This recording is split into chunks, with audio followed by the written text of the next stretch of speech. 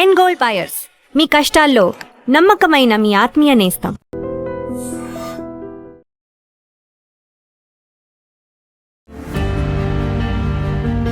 మీరు చాలా అలవోకగా నైటీ వేసారు, చాలా అలవోకగా చీర కట్టారు. సో పోసాని కృష్ణమర్లో ఏది చేసినా స్క్రీన్ మీద వర్కౌట్ అవుద్ది. నైటీయే వేసినోడిని చీర కట్టుకోలేనా?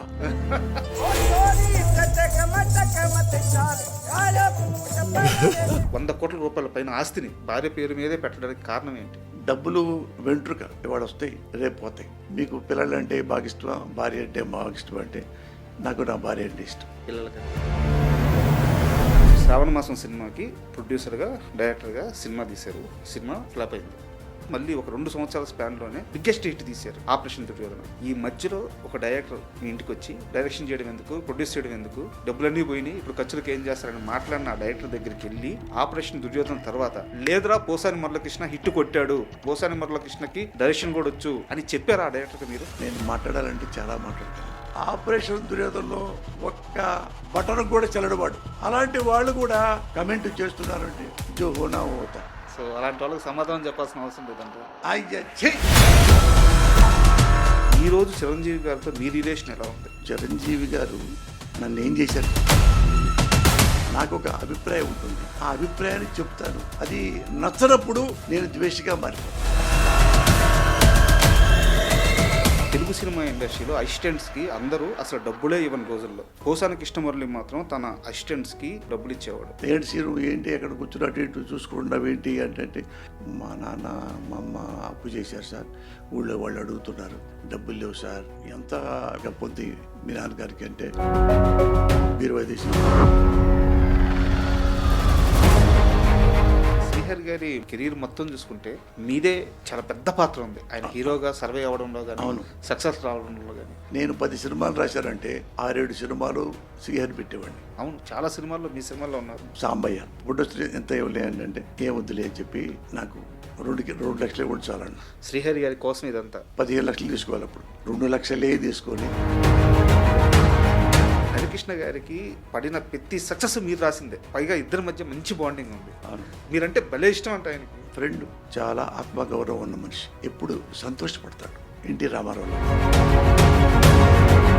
మిమ్మల్ని టికెట్ ఇచ్చి ఎమ్మెల్యేగా పంపిస్తే ఓడిపోతాను కానీ ₹1 ముందు పంచను, ₹10 డబ్బులు ఇవ్వను అని చెప్పి స్థిరంగా నిలబడ్డ మనిషి మీరు. ఇప్పుడు నేను 1 పైసా కూడా ఎవరికి ఇవ్వను, నేను ముందు కూడా ఇవ్వను. ఏంటి సార్ ఇది ఎలక్షన్లో మనవి తెలుసా మీకు అని వాళ్ళ పక్కన నవ్వారు. అంటే నేను అది చేయను అన్నట్టు. నేను అన్న డబ్బులు పంచి నేను గెలిచాను అనుకో, చెల్లూరుపేట మొత్తం తినేస్తా.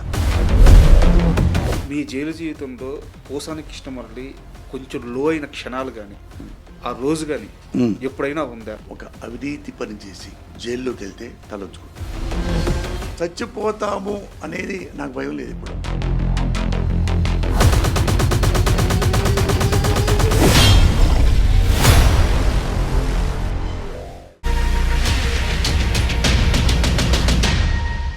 Hi, welcome to my show. Posani Muralikrishna గారు, నమస్తే సార్. చాలా రోజులుగా మీతో ఇంటర్వ్యూ చేయాలనుకుంటున్నాను, ఫైనల్గా ఈరోజు కుదిరింది.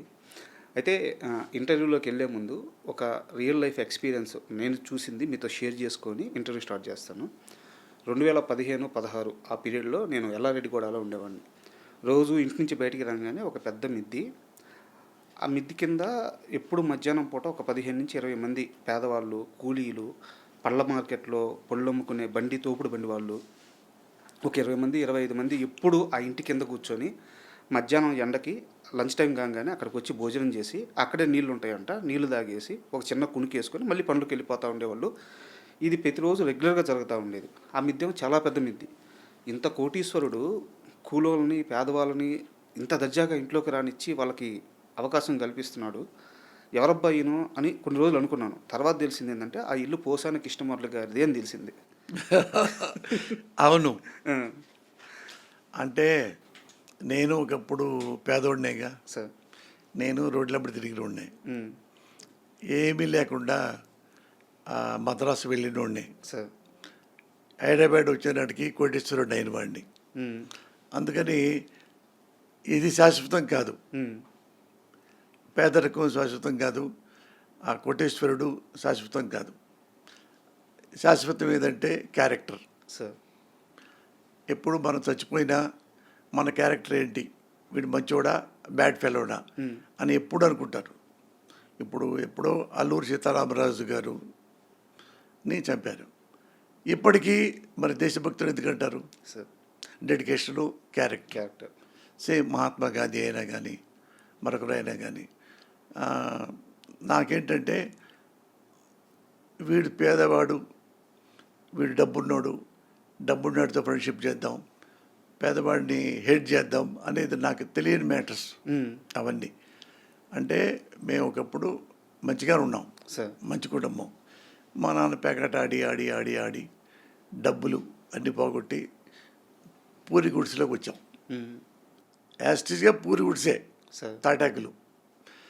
మరి అట్లున్నా మా నాన్నకు కానీ మా అమ్మకు కానీ నాకు కానీ క్యారెక్టర్ పోలా.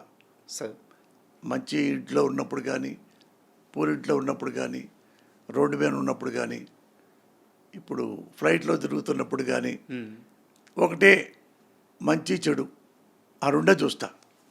మా ఇంట్లో మీరు చెప్పినట్టుగా చాలామంది వచ్చేవాళ్ళు. వస్తే ఇక్కడ ఏమన్నా బాగా నేడు ఉండేది మా ఇంట్లో. అవును. ఆ బిల్డింగ్లో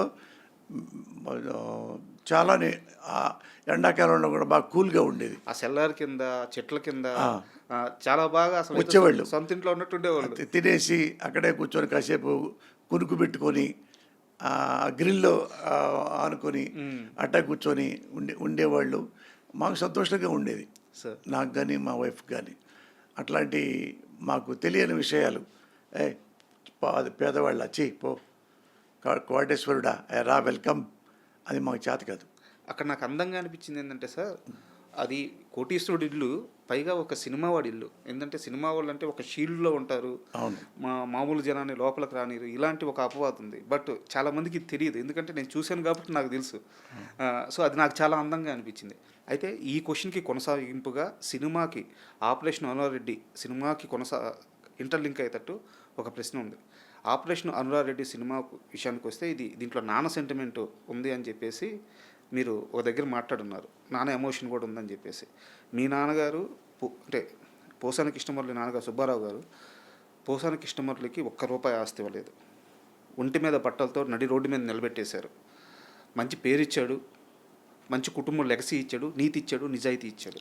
కానీ నాన్న ఏమీ ₹1 కూడా మీకు ఇవ్వలేదు. ఆ నాన్న ఎమోషన్ని క్యారీ చేస్తే కథ రాయాలంటే ఆ నాన్న మీద ఒక ప్రేమ, ఆ గౌరవం అలాగే ఉండాలి కదా. పోసాని కృష్ణమురళి దృష్టిలో నాన్న అంటే ఏంటి?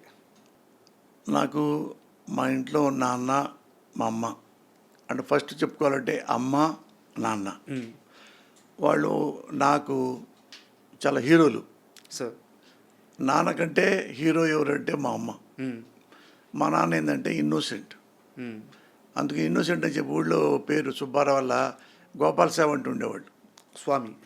గోపాల స్వామి అంటే నిరాడంబరుడు, ఏమి తెలియని వాడు, ఇన్నోసెంటు అనేది ఊళ్ళో చెప్పుకుంటూ ఉంటారు. ఏరే గోపాలస్వామి ఎక్కడాడు, ఎక్కడ ఉన్నాడు, పేకాడుతున్నాడా, పోగొట్టుకుంటున్నాడా. ఆయన పేక ఎవరు నేర్పారో తెలియదు. చిన్నప్పటి నుంచి చాలా మంచోడు, చాలా హానెస్ట్, మందు గిందుకు సిగరెట్లు అట్లాంటివి లేకుండా నీతిగా ఉండేవాడు. ఎవడో నేర్పాడు మా నాన్నకి టైంపాస్ చేసుకుందామని. అక్కడి నుంచి చనిపోయేదాకా ఆ పేకలు వదల్లా. మా అమ్మ బతులాడి మా అమ్మ బాగా ఇష్టం నాన్నకి. ఎవరిని ఒక మాట తిట్టేది కాదు. మా నాన్నే నన్ను అసలు ఒక్క మాట కూడా అందు, నన్ను అసలు అందు. అంటే పెద్దవాడు మంచోడు, వాడు తెలుసు వాడు ఏం చేయాలో తెలుసు. వాడు 10 ఏళ్ల వయసు నుంచి అలాగే ఉంటాడు మనిషి, వాడి గురించి ఏ కామెంట్ చేయొద్దంట మా నాన్ననే మా అమ్మ. అట్లా మా నాన్న ఏంటంటే పాపం ఎవరైనా మీరు చెప్పారనుకోండి అదే నమ్ముతాడు. కల్మషం తెలియదు, ఏమి తెలియదు. ఆ పేకాట ఆడి ఆడి ఆడి డబ్బులను పోగొట్టుకుంటే మా అమ్మ కూడా ఏమల్లా. అంటే ఆ డబ్బులు లేక మా నాన్నయ్య తీసుకెళ్ళి విలేజ్లో గుంటూరు జిల్లాలో మోతాడకాని గ్రామం ఉంది, అమరావతి రోడ్డు వెళ్ళి రంభానాథ్ గుడి ఉంటుంది, అమరలింగేశ్వర స్వామి ఆ దారిలో ఉంటుంది మోతాడక అని. అక్కడ మా మేనత్ ఉంటుంది, సార్. మా నాన్న చెల్లెలు, వాళ్ళకి పిల్లలు లేరు. మా నాన్న ఏంటంటే ఆ ఊరు తీసుకెళ్ళాడు నన్ను. చిన్నోడిని నేను 7th క్లాస్ చదవాలి, డబ్బులు లేవు, ఫీజు కొట్టాలన్న. అది మా మేనత్త నన్ను చూసి, నేను ఉంచుకుంటానులే అన్నయ్య, చదివించుకుంటాను, నువ్వు వెళ్ళిపోవాలి అంటే. మా మేనత్త సంపూర్ణమ్మని, ఆమె చాలా ఉత్తమురాలు, అట్లా చదువుకోగలిగా. డాక్టరేటు ఎంఫిల్ అయిపోయింది, ఫస్ట్ క్లాస్లో పాస్ అయిన తర్వాత డాక్టరేటు ఇంకా 6 నెలల్లో అయిపోద్ది. అవుతారంగానే నన్ను ఎందుకో ఎవరో పిలిచి నన్ను రైటర్ చేశారు. చేసిన వారు ఎవరంటే the great Mohan Gandhi sir, director, కర్తవ్యం తీసిన ఆయన, జడ్జిమెంటు, పీపుల్స్ ఎన్కౌంటర్, మంచి మంచి సినిమాలు తీశారు. ఆయన నేను వద్దన్నా కానీ బలవంతంగా నన్ను రైటర్ చేశారు. చదువుకున్నావు కదా నువ్వు, ఇంకా పరశురాల దగ్గర ఉంటున్నావు, చాలాళ్ళు ఉన్నావు కదా, మరి నువ్వు పెళ్లి చేసుకోవాలి కదా, నీకంటూ ఒకటి ఉండాలి కదా, ఎన్నాళ్ళు బాయ్గా ఉంటావు, ఎన్నాళ్ళు అసిస్టెంట్గా ఉంటావు. ఒక ఇన్ కేసు పరచు బిజినెస్ నుంచి దగ్గర బయటకు వచ్చినా, ఇన్ కేసు నువ్వు ఫెయిల్ అయినా వాళ్ళు రానివ్వరు అనుకుంటే నా దగ్గర ఉండు, లేదా పిఏపి సుబ్బారావు గారి దగ్గర నేను చెప్తా, ఇక్కడే ఆఫీసులో ఉండు, నేను పైకి వచ్చేదాకా నేను సాగుతా అన్నాడు మోహన్ గాంధీ. అది ఫస్ట్ సినిమాకే, అది పోలీస్ బ్రదర్స్ 100 days ఆడింది. 100 days కంటే అబౌవ్ నాకు మంచి పేరు వచ్చింది. పెద్ద హిట్ అయినా హిట్ ఆ క్రెడిట్ మొత్తం నాకే వచ్చింది. ఇది ఎవడు ఈ పోసారి కృష్ణమురళి అంటే ఆ పరచూరాళ్ళ దగ్గర ఉంటాడు, ఆ బేపరాడు పిల్లవాడు వాడే అన్నాడు. వాడు బాపరాడు కదన్నా, ఆడు కమ్మోడు అని వాళ్ళు తెలుసుకుని నేను ఎప్పుడు చెప్పేవాడు కదా ఎవరికి. ఒకళ్ళైతే పాపం అతను రైటర్, బ్రాహ్మిన్స్ అతను, అంటే ఏమిరా పాపం ఈ కృష్ణమురళి పిల్లవాడు, బ్రాహ్మణ పిల్లవాడు, వాడు కిచెన్ తీసుకొస్తారేంటి, నాన్ వెజ్ తెప్పిస్తారేంటి ఆడితో పాపం ఆఫీసులో అంటే, నేను బ్రాహ్మిన్ కాదండి, కమ్మ అంటే వాళ్ళు మాట్లాడరేమో, దూరం పెడతారేమో తెలియదు కదా, అసలు ఏమీ మాట్లాడేవాడు కాదు. ఏమీ 5 ఏళ్ళు వాళ్ళ దగ్గర ఏమీ మాట్లాడే కామ్గా పనిచేసేవాడిని. ఒక 18-19 గంటలు పనిచేసేవాడు రోజుకి, 18 నుంచి 19 గంటల దాకా. ఒక 3 గంటలే నిద్రపోతా, 4ంటికి లేచి మళ్ళీ వాకింగ్కి వెళ్తా. నాకు దీనికి సంబంధించిన ఒక ప్రశ్నే ఉంది. యాక్చువల్గా ₹7 కోసం మీరు బుట్టలు, ఆ ముళ్ళుండే ఆ చెక్కలతో బుట్టలు అల్లిన రోజులు ఉన్నాయి, కరెక్టేనా? ₹7 కోసం. అలాంటి పోసాని కృష్ణమురళి తెలుగు సినిమా ఇండస్ట్రీలో అసిస్టెంట్స్కి అందరూ అసలు డబ్బులే ఇవ్వని రోజుల్లో, మహా అయితే 2000, 3000 నెలకి ఖర్చులకి ఇచ్చే రోజుల్లో పోసాని కృష్ణమురళి మాత్రం తన అసిస్టెంట్స్కి డబ్బులు ఇచ్చేవాడు. నేను ఎవరిని నాకు అసిస్టెంట్ ఉంటే బాగుండే, ఎక్కువ సినిమాలు రాస్తాను అట్లాంటి నాకు తెలియదు అసలు. ఈ రోజుకి అందరూ నా వెంటబడి చూడండి. ఆకుల శివ లాంటి వాడు కానీ, కొరటాల శివ కానీ, రికమెండేషను. సముద్రాల మేనలుడు అప్పలాచార్య ఉంటాడు, అప్పలాచార్య తమ్ముడు ఉన్నాడు ఆదిత్య గారని. ఆదిత్య గారంటే నాకు ఇష్టం బాగా, నాకే వస్తుండేవాడు. వస్తే ఆయన ఒకప్పుడు మురళి తమ్ముడు ఒక శివాని కుర్రాడు, పాపం పేదవాడు బాగా, అన్నం కూడా 2 పూటలు లేని పరిస్థితిలో ఉన్నాడు, అది నువ్వు అసిస్టెంట్ పెట్టుకుంటావంటే, అప్పుడు కొత్తగా నేను ఎవరు నాకెందుకన్నా అసిస్టెంట్లు లేకపోవచ్చు, వాడికి అన్నం పెట్టు అసిస్టెంట్ పేరుతో అన్నాడు. అది చెప్పుడుకున్నాడు ఆయన హైదరాబాద్లో. ఆయన ఆకుల శివ సార్ కాదు, అలా అనే ఆకుల శివ వచ్చిన ఆకుల శివ. అది వస్తే ఇతనే మురళి ఆకుల శివ ఇతను అంటే రమ్మనన్న. నేను వాడు బాగా రాస్తాడా, బాగా రాయడా అని ఏ ఒక్కడిని నేను చెక్ చేయటాలు కానీ, మా దగ్గర పనిచేస్తారా అని ఇప్పుడు లైఫ్లో ఈ రోజు వరకు లేదు.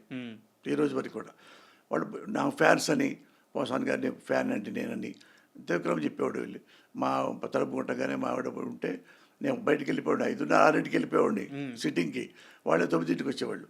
అంటే నేను పోసానికి సార్ నేను ఫ్యాన్ అండి, సార్ దగ్గర అసిస్టెంట్ జనాలు అంటే 2-3 నెలలు తిరిగాడు. తిరిగితే మా ఆవిడ నేను వచ్చి నైట్ ఇప్పుడు వస్తా వాళ్ళు ఎప్పుడో, ఎవరో ఒక అబ్బాయి అండి, ఎవరు సినిమా ఆకెళ్ళ శ్రీనివాస్ అంట, ఏదో అబ్బాయి రోజు తిరుగుతున్నాడు పాపం, మీరు ఏదో చెప్పొచ్చు కదా. నాకేం తెలుసమ్మా, అతను ఎవరో తెలియదు నాకు.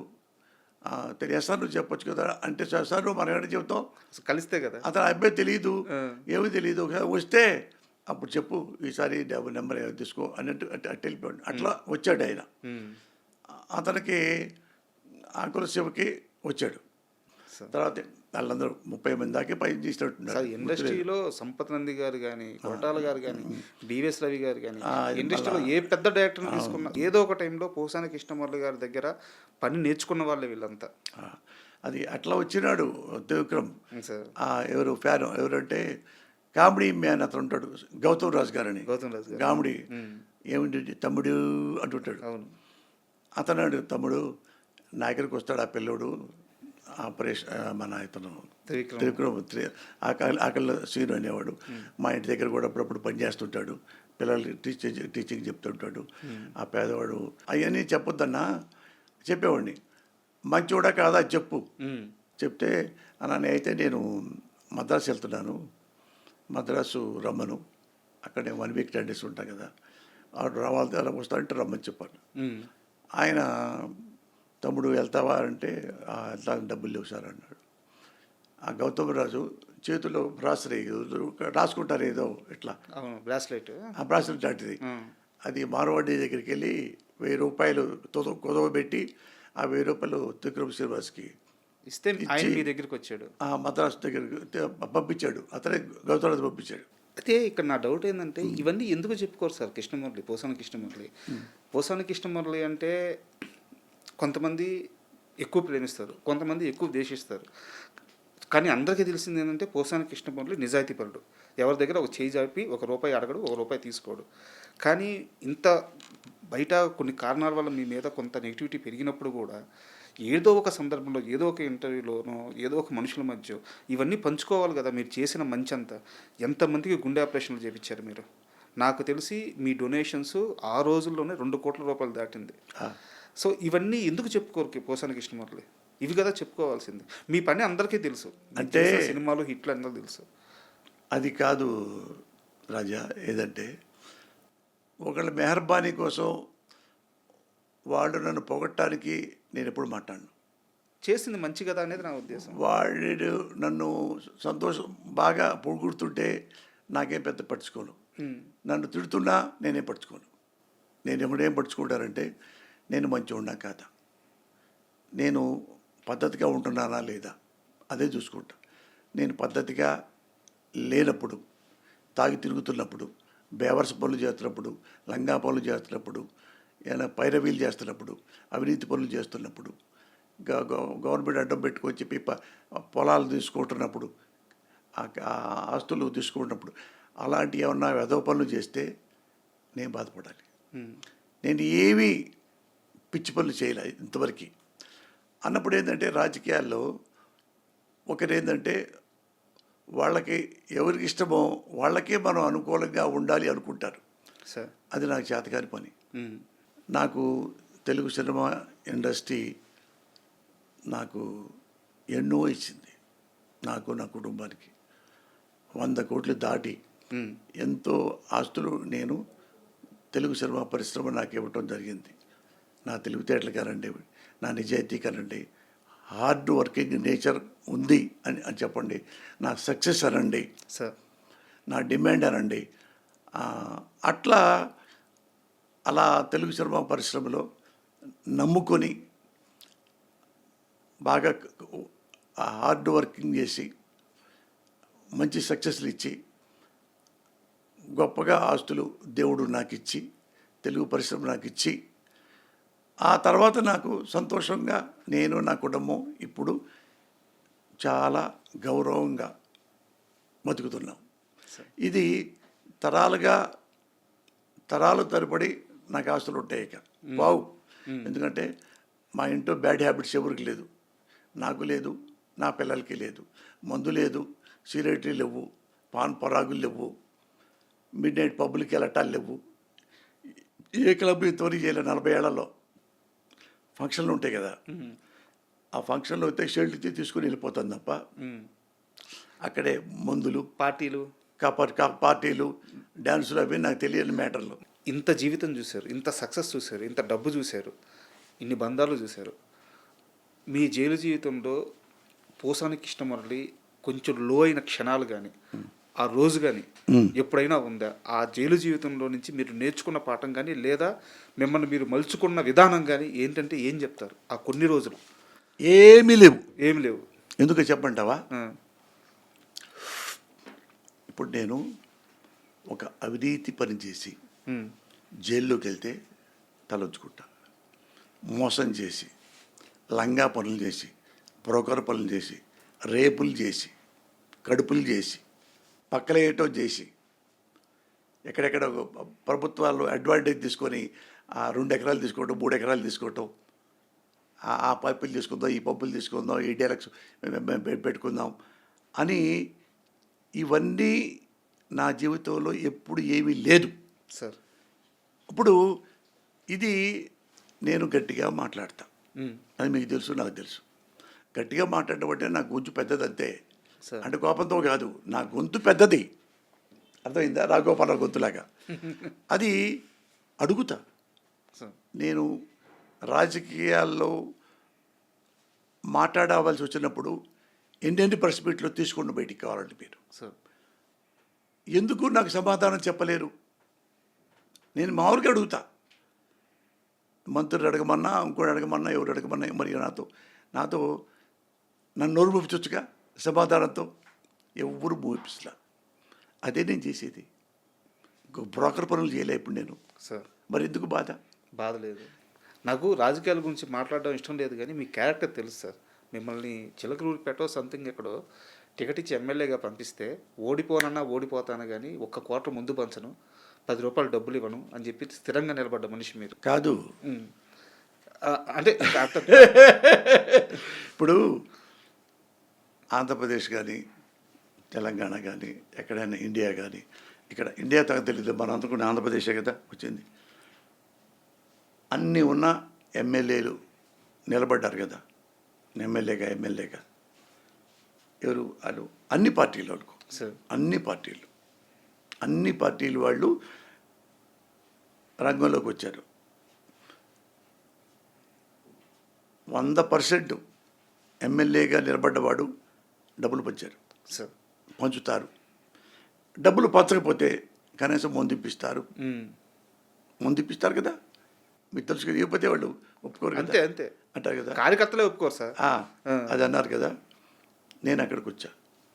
నేను వచ్చి వాళ్ళు అడిగారు, సార్ మనం ఇక్కడెక్కడ ఇవ్వాల్సి ఉంటుంది, ఏమి ఇవ్వాలి అన్నాడు ఓ పెద్ద ఆయన. అదే నీ డబ్బులు పంచాలి, అది మన కాటన్లు మనం ఊరికి మనకు ముందు బట్టలు తీసుకోండి అన్న. నాకైతే తెలియవన్నా, నేను 1 పైసా కూడా ఎవరికి ఇవ్వను, నేను ముందు కూడా ఇవ్వను. ఏంటి సార్ ఇది ఎలక్షన్లో మనవి తెలుసా మీకు అని వాళ్ళ పక్కన నవ్వారు. అంటే నేను అది చేయనన్నట్ట. నేను తాగించను. ఒకవేళ నేను తాగుతున్నా కానీ నా డబ్బులతో తాగుతా, మీ డబ్బులతో మీరు తాగండి. నేను ఎందుకు ఇవ్వాలి మీకు? నువ్వు నేను చెప్పా, అన్నా నన్ను చెడగొట్టమాకండి. నేను చెడిపోయాను అనుకో అన్నా, డబ్బులు పంచి నేను గెలిచాననుకో చిలకలూరిపేట మొత్తం తినేస్తా. మీరు నన్ను అడిగే హక్కు ఇంకో లేదు. ఏం మాట్లాడలేదన్నా. 60-70 మంది ఉన్నారు. నేను చేయనన్నట్టు. ఇప్పుడు సరే ఓట్లే వస్తాయి, పోతే కానీ కనీసం ముందని ఇవ్వండి, ఎంకరేజ్మెంట్గా ఉంటుంది అన్నాడు.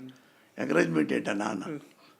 ఏమంటే వాళ్ళు మరి అటు మాట్లాడుకోవాలి, వాళ్ళు పాంప్లెట్లు పంచుకుంటూ ఉండాలి, వాళ్ళకి వచ్చి ముందు అంటే వాళ్ళ డబ్బులు తాగి ముందుకు చేసుకోమన్నా. నేను చేయను అన్న. నన్ను పాడు చేయొద్దు అన్న. అరే ముందు పట్టడం కూడా పాడు చేయటం ఏంటండి అన్నాడు. ఆయనంటే అన్న తల్లి సాక్షిగా చెప్తున్నా, నేను పైసా కూడా ఇవ్వను. అయితే ఎవరు రారు సార్ కార్యకర్తలు, మీతో పాటు జీపీకి రారు, నేను కూడా వెళ్ళిపోతారన్నా. తెల్లారెక్కా, 2 ఉన్నారు. అరగంట దాకా వెళ్ళా, నిండిపోయారు. మళ్ళీ ఎక్కారు వేరే వాళ్ళు. అంటే వాళ్ళు అర్థమైపోయింది, అదే అయిపోయింది. జర్నలిస్ట్ చెప్పాడు అన్నారండి, ఈడంతేనా, ఇంకేం లేదు, అది మరి కాదు. ఎక్కేద్దాం పదా అని ఎక్కారు. సో తెలుసు సార్ అది. అయితే ఈ ఆపరేషన్ అరుణారెడ్డికి సంబంధించిన సినిమా గురించి నాదొక ప్రశ్న సార్. మీరు చాలా అలవోకగా నైటీ వేశారు, చాలా అలవోకగా చీర కట్టారు. సో పోసాని కృష్ణమర్లు ఏది చేసినా స్క్రీన్ మీద వర్కౌట్ అవుద్ది. సినిమా ఇండస్ట్రీలో ఆయన ఎక్కడ పెడితే అక్కడ బంగారమే. అయితే ఆ మెంటల్ కృష్ణ సినిమాని నేను టైర్ 1 టైర్ 2 ఇలాంటి నమ్మరు కానీ, బట్ మీకు క్వశ్చన్ అర్థం అవడానికి చెప్తున్నాను. ఒక టైర్ 3 హీరోకి మెంటల్ కృష్ణ సినిమా రాశారు మీరు, తక్కువ మార్కెట్ ఉండే హీరోకి. అతను కూడా నైటీ వేసుకోవడానికి ఇష్టపడకపోతే మీరు ఆ సినిమా తీశారు. అయ్యో పెట్టలే, ఆయన సిగ్గుపడ్డాడు. సో పేరు ఎందుకు లేని నేను పేరు చెప్పట్లేదు. అవును, అంటే ఆ హీరో కూడా వేసుకోకపోతే మీరు వేసుకున్నారు. తర్వాత కాలంలో సార్ మీ తరువాత ఈ రోజుకి కూడా మళ్ళీ అంటే చిన్న చిన్న దెయ్యాల సినిమాల కోసం వేసుకొని ఏదో లారెన్స్ గారు ఇలా చేశారు కానీ, బట్ ఆ తర్వాత మళ్ళీ అలా చీర కట్టుకుంది ఒక అల్లు అర్జున్ గారే. పుష్ప సినిమా చూస్తున్నప్పుడు ఆయన అలా చీర కట్టుకొని అటువంటి ఒక పెద్ద mass hero, pan India hero. అవును, మీకు చూసినప్పుడు ఖచ్చితంగా మీకు ఏదో ఒక ఫీలింగ్ కలిగి ఉంటుంది కదా, ఒక ఇంప్రెషన్ వచ్చి ఉంటుంది కదా. అవును, అది షేర్ చేయండి సార్. అది వాళ్ళందరికంటే నేను మెంటల్ కృష్ణలో నైటీ వేసుకున్నా. అవును, నైట్ ఇంకా అన్యాయం కదా, చీర అంటే ఏడ కప్పుకోవచ్చు. నేను ఎక్కడ పెట్టుకొని నైటీ వేసుకొని నేనేమన్నా ఇసరా అని అనుకొని వస్తే ఒక హీరో వద్దన్నారు. వద్దండి అది వద్దు అంటే నేను అడగల, అంటే కన్విన్స్ చేయలే. అతనికి ఇష్టం లేనప్పుడు తప్పు. అది ఇంకొకటి మళ్ళా శివాజీని అడిగా. శివాజీ లైన్ చెప్పిన తర్వాత బాగుందన్న, కథ చాలా బాగుంది, హిట్ అవుద్ది, ఇది గ్యారంటీ మనం చేద్దాం అంటే అతనికి ఏంటంటే నైటీ నచ్చింది. అతనికి నైటీ నచ్చింది. ఎందుకంటే శివాజీ సినిమాలు చేశాడు కదా, టేస్ట్ ఉన్నాడు, కొంచెం కథ పల్స్ తెలిసిన మనిషి. అందుకని అందులో ఈ నైటీ వేస్తే నాకు మంచి ఇంకా బాగా క్రేజ్ వస్తుంది అన్న భావన కూడా ఉంటుంది. అంటే క్లెవర్ కదా మనిషి, కాస్త సబ్జెక్ట్ తెలిసిన మనిషికి అర్థం అవుతుంది. అవును, అట్లా అయిన తర్వాత నేను సంతోషపడ్డా. అయిన తర్వాత మళ్ళీ ప్రొడ్యూసర్ గారు వచ్చి మాట్లాడి కూర్చున్న తర్వాత నాకు కూడా డౌట్ వచ్చింది. అంటే శివాజీ ఏమో స్మూత్గా ఉంటాడు, సన్నగా చిన్నగా ముద్దుగా అట్లా ఉండేవాడు. మళ్ళీ ఇతను ఇది వేస్తే, గౌన్ వేస్తే, నైటీ వేస్తే అంటే ఎమోషన్గా రాదేమో, అంటే భయపెట్టే మనిషిలాగా ఉండడేమో. ఒక చిన్న సైజులాగా ఉంటాడు కదా, సన్నగా ఉంటాడు. నేనంటే హైట్గా ఉంటా, 6, చెప్పులు వేసుకుంటే 6'1" అవుద్ది. మీరు ముందు రాసిన హీరో కూడా చాలా పెద్ద హైట్ లేండి. అవును, అట్లా అలాగా అది చేద్దాం అనుకుంటే ఈ నైటీ క్యారెక్టర్కి సూట్ అవ్వాల. ఇది శివాజీ. నాకు ప్రొడ్యూసర్గా అనుకున్నాం, కొద్దిగా శివాజీ స్మూత్గా ఉంటాడు, ఇది నైట్ అయితే బాగోదేమో అతనికి అనుకొని, అంటే అయితే మీరే చేయండి అన్నాడు ప్రొడ్యూసర్. ఆయన నేనంట మరి బీరేసి గిరేసి నాకేముందంటే, బీరేసి ఏమక్కర్లేదు సార్, నాకు ఇష్టం, మీరు చేయండి, పోతే పోయింది, వచ్చి వచ్చింది, చేయండి, నాకు గ్యారెంటీ చూశాక మీరు కథ రాసేటప్పుడు ఆ మాట రాసేటప్పుడు చూశాను నేను అంటే ఆయనే చెప్పాడు, మోహన్ వడ్లపట్ల గారు. ఎంత డబ్బులో అంతే ఇచ్చాడు, డబ్బులు ఇచ్చేసి ఇస్తే సినిమా హిట్ అయిపోయింది. ఒక్క రోజుకే డబ్బులు వచ్చేసింది సార్. అది అట్లా కుదిరింది. ఆ తర్వాత నా నైటీయే వేసిన వాడిని చీర కట్టుకోలేనా, అంతకుముందు అల్లు అర్జున్ ఉన్నా కట్టుకున్నా, ఇంకోళ్ళు కట్టుకున్నా, ఇక డోంట్ కేర్. అందుకని ఇది నాకు సూట్ అవుద్ది నా క్యారెక్టర్కి అనుకుని రాశాను సార్. చీర కట్టుకొని. చూశారుగా మీరు ఆ టీజర్ చూస్తుంటే మీకు మాత్రం యాప్ట్ అయ్యే క్యారెక్టర్ లాగా ఉంది అది. అవును, అంటే ఒక హీరో కట్టుకోవాలంటే కొద్దిగా ఇబ్బందిగా ఉంటుంది ఎవరికన్నా. పైగా ఏంటంటే సూట్ అవ్వాలి ఆ కథ, ఆ కథ సూట్ అవ్వాలి. ఏ చీర కట్టినప్పుడు అతని యాక్టివిటీ ఎలా ఉండాలో అవన్నీ ఉండాలి. ఉంటే అప్పుడు జనం అందరూ చూస్తారు, నవ్వుతారు. లేకపోతే కొంచెం వెగటుగా ఉంటుంది నచ్చకపోతే. అందుకని నేను చూసుకున్నా, ఇది నాకు సెట్ అయింది అని యాక్సెప్ట్ చేశా. ఇప్పుడు ఇది ఎందులో వచ్చింది అంటే ఇలాంటి ధైర్యం కానీ ఇలాంటి సాహసం కానీ చేయాలంటే ఓన్లీ పోసాని కృష్ణమురళి, అది మీ బెంచ్ మార్క్, మీ ముద్ర, అది ఎవరి వల్ల కాదు అది. అవును, అదృష్టం అది. అయితే మీరు ఎలాగో ఇప్పుడు డైరెక్టర్గా ప్రొడ్యూసర్గా చేస్తున్నారు కాబట్టి మీరు ప్రొడ్యూసర్గా చేసిన ఒక సందర్భం గురించి మాట్లాడతాను. ఇది మీకు ఇష్టమైతే దీని గురించి డిస్కస్ చేద్దాం, లేదంటే దీన్ని ఆపేద్దాం. మీరు శ్రావణ మాసం సినిమాకి ప్రొడ్యూసర్గా డైరెక్టర్గా సినిమా తీశారు. సినిమా ఫ్లాప్ అయింది. 2 సంవత్సరాల్లో కసితో ఆ సినిమా రిలీజ్ అయిన తర్వాత మళ్ళీ ఒక 2 సంవత్సరాల స్పాన్లోనే ఒక సినిమాని రిలీజ్ చేసి బిగ్గెస్ట్ హిట్ తీశారు, ఆపరేషన్ దుర్యోధన. ఈ మధ్యలో ఒక డైరెక్టర్ మీ ఇంటికి వచ్చి ఆయనకి ఎందుకు సినిమాలు డైరెక్షన్ చేయడం ఎందుకు, ప్రొడ్యూస్ చేయడం ఎందుకు, అది మాలాంటి వాళ్ళకి డబ్బులన్నీ పోయినాయి, ఇప్పుడు ఖర్చులకు ఏం చేస్తారని మాట్లాడిన ఆ డైరెక్టర్ దగ్గరికి వెళ్ళి ఆపరేషన్ దుర్యోధన తర్వాత లేదురా పోసాని మురళీకృష్ణ హిట్ కొట్టాడు, పోసాని మురళీకృష్ణకి డైరెక్షన్ కూడా వచ్చు, ప్రొడక్షన్ వచ్చు, ప్రొడ్యూసరు అని చెప్పారు ఆ డైరెక్టర్కి మీరు? అంటే ఎటువంటిదంటే ఏం అనకూడదు, ఎందుకులే అంటే నేను మాట్లాడాలంటే చాలా మాట్లాడగలను. తలకాయ తీసుకెళ్ళి మొలకాయలో పెట్టుకోవాలి నీకు చెప్పాలంటే. వాళ్ళ వాళ్ళ క్యారెక్టరు, వాళ్ళ కెపాసిటీ, వాళ్ళ కాపురాలు, వాళ్ళ ఇళ్ళు, వాళ్ళ బొళ్ళు ఏందో మొత్తం నాకు తెలుసు. కానీ ఎందుకు ఏడిపించటం అట్టా చీప్గా బిహేవియర్ నాకు ఇష్టం లేక వదిలేశా. ఏంటంటే ఒక సినిమా ఫ్లాప్ అయిందంటే వాడు ఏమీ లేనివాడని కాదు సార్, ఏమీ లేనివాడని కాదు.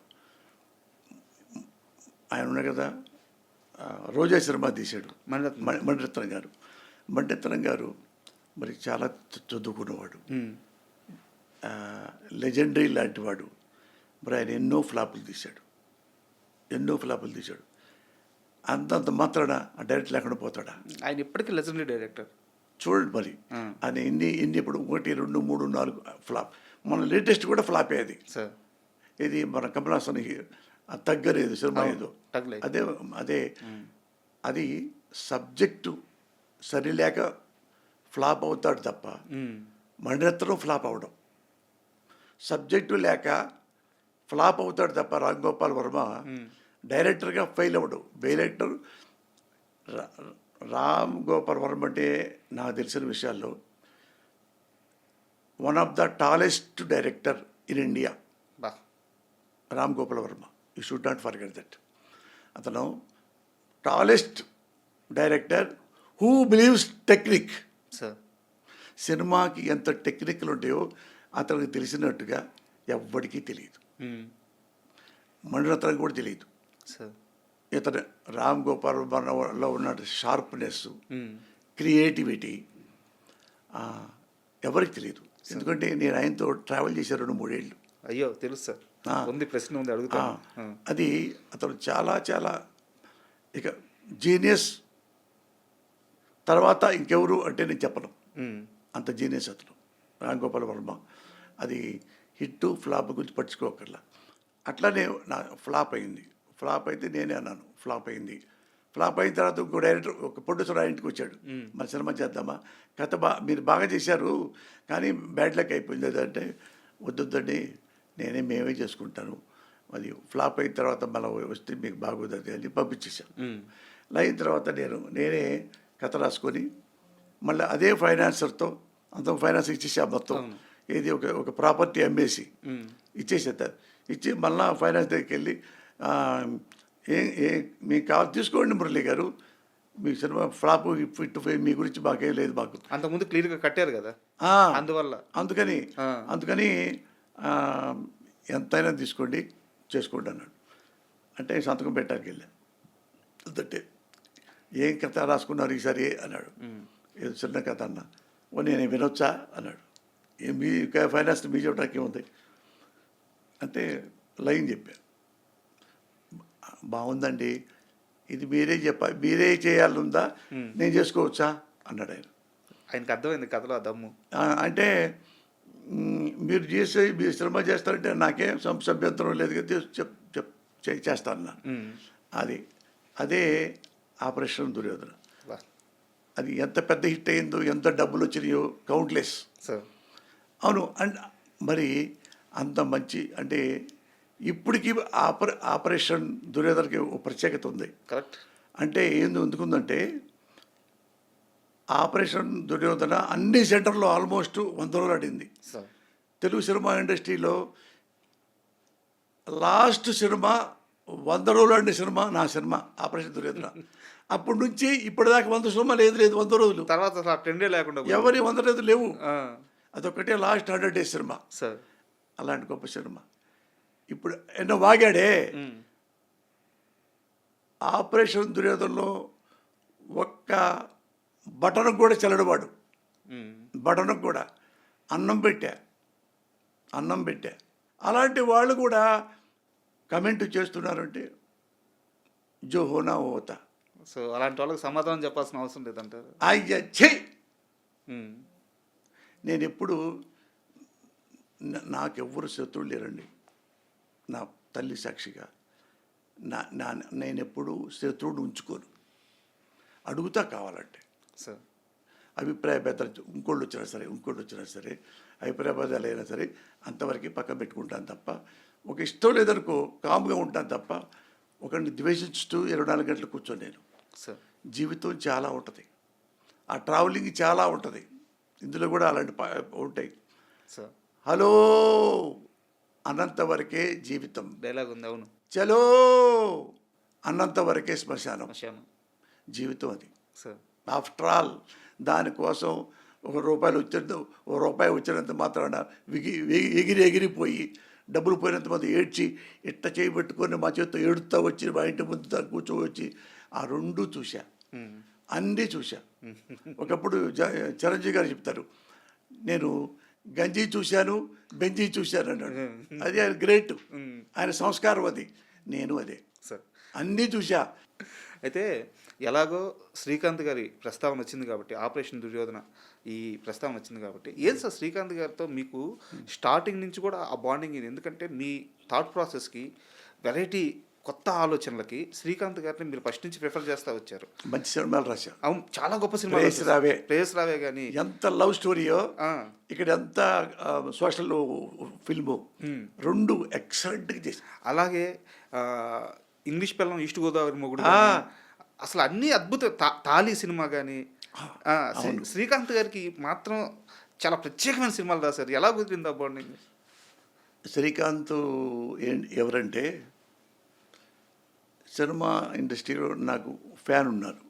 నేను ఫ్యాన్ని ఎవరికి? హీరో కృష్ణ గారికి. సార్ నేను హీరో, ఆయన నాకు చిన్నప్పటి నుంచి ఇప్పటి వరకు కృష్ణ. అప్పుడప్పుడు రామారావు గారిని ప్రేమించేవాడిని. అప్పుడు పెద్ద ఆయన కాబట్టి నాకు ఎప్పుడు కృష్ణ గారంటేనే ఇష్టం. నాకు ఎప్పుడు 100%. ఆయనకు ఎప్పుడు కంటూ ఎవరు రాయిస్తే దెబ్బ తగిలింది ఏలూరులో ఎలక్షన్లో. రామారావు గారికి తిట్టాడని వాళ్ళు రాళ్ళు వేశారు. పాప రాత్రి కంట్లో పొడుచుకుంది కృష్ణ గారికి. అప్పుడు ఆపేసి ఏలూరులో జరిగింది. ఆపేసి మద్రాసులో మళ్ళీ ఆయన షూటింగ్ చేస్తున్నాడు.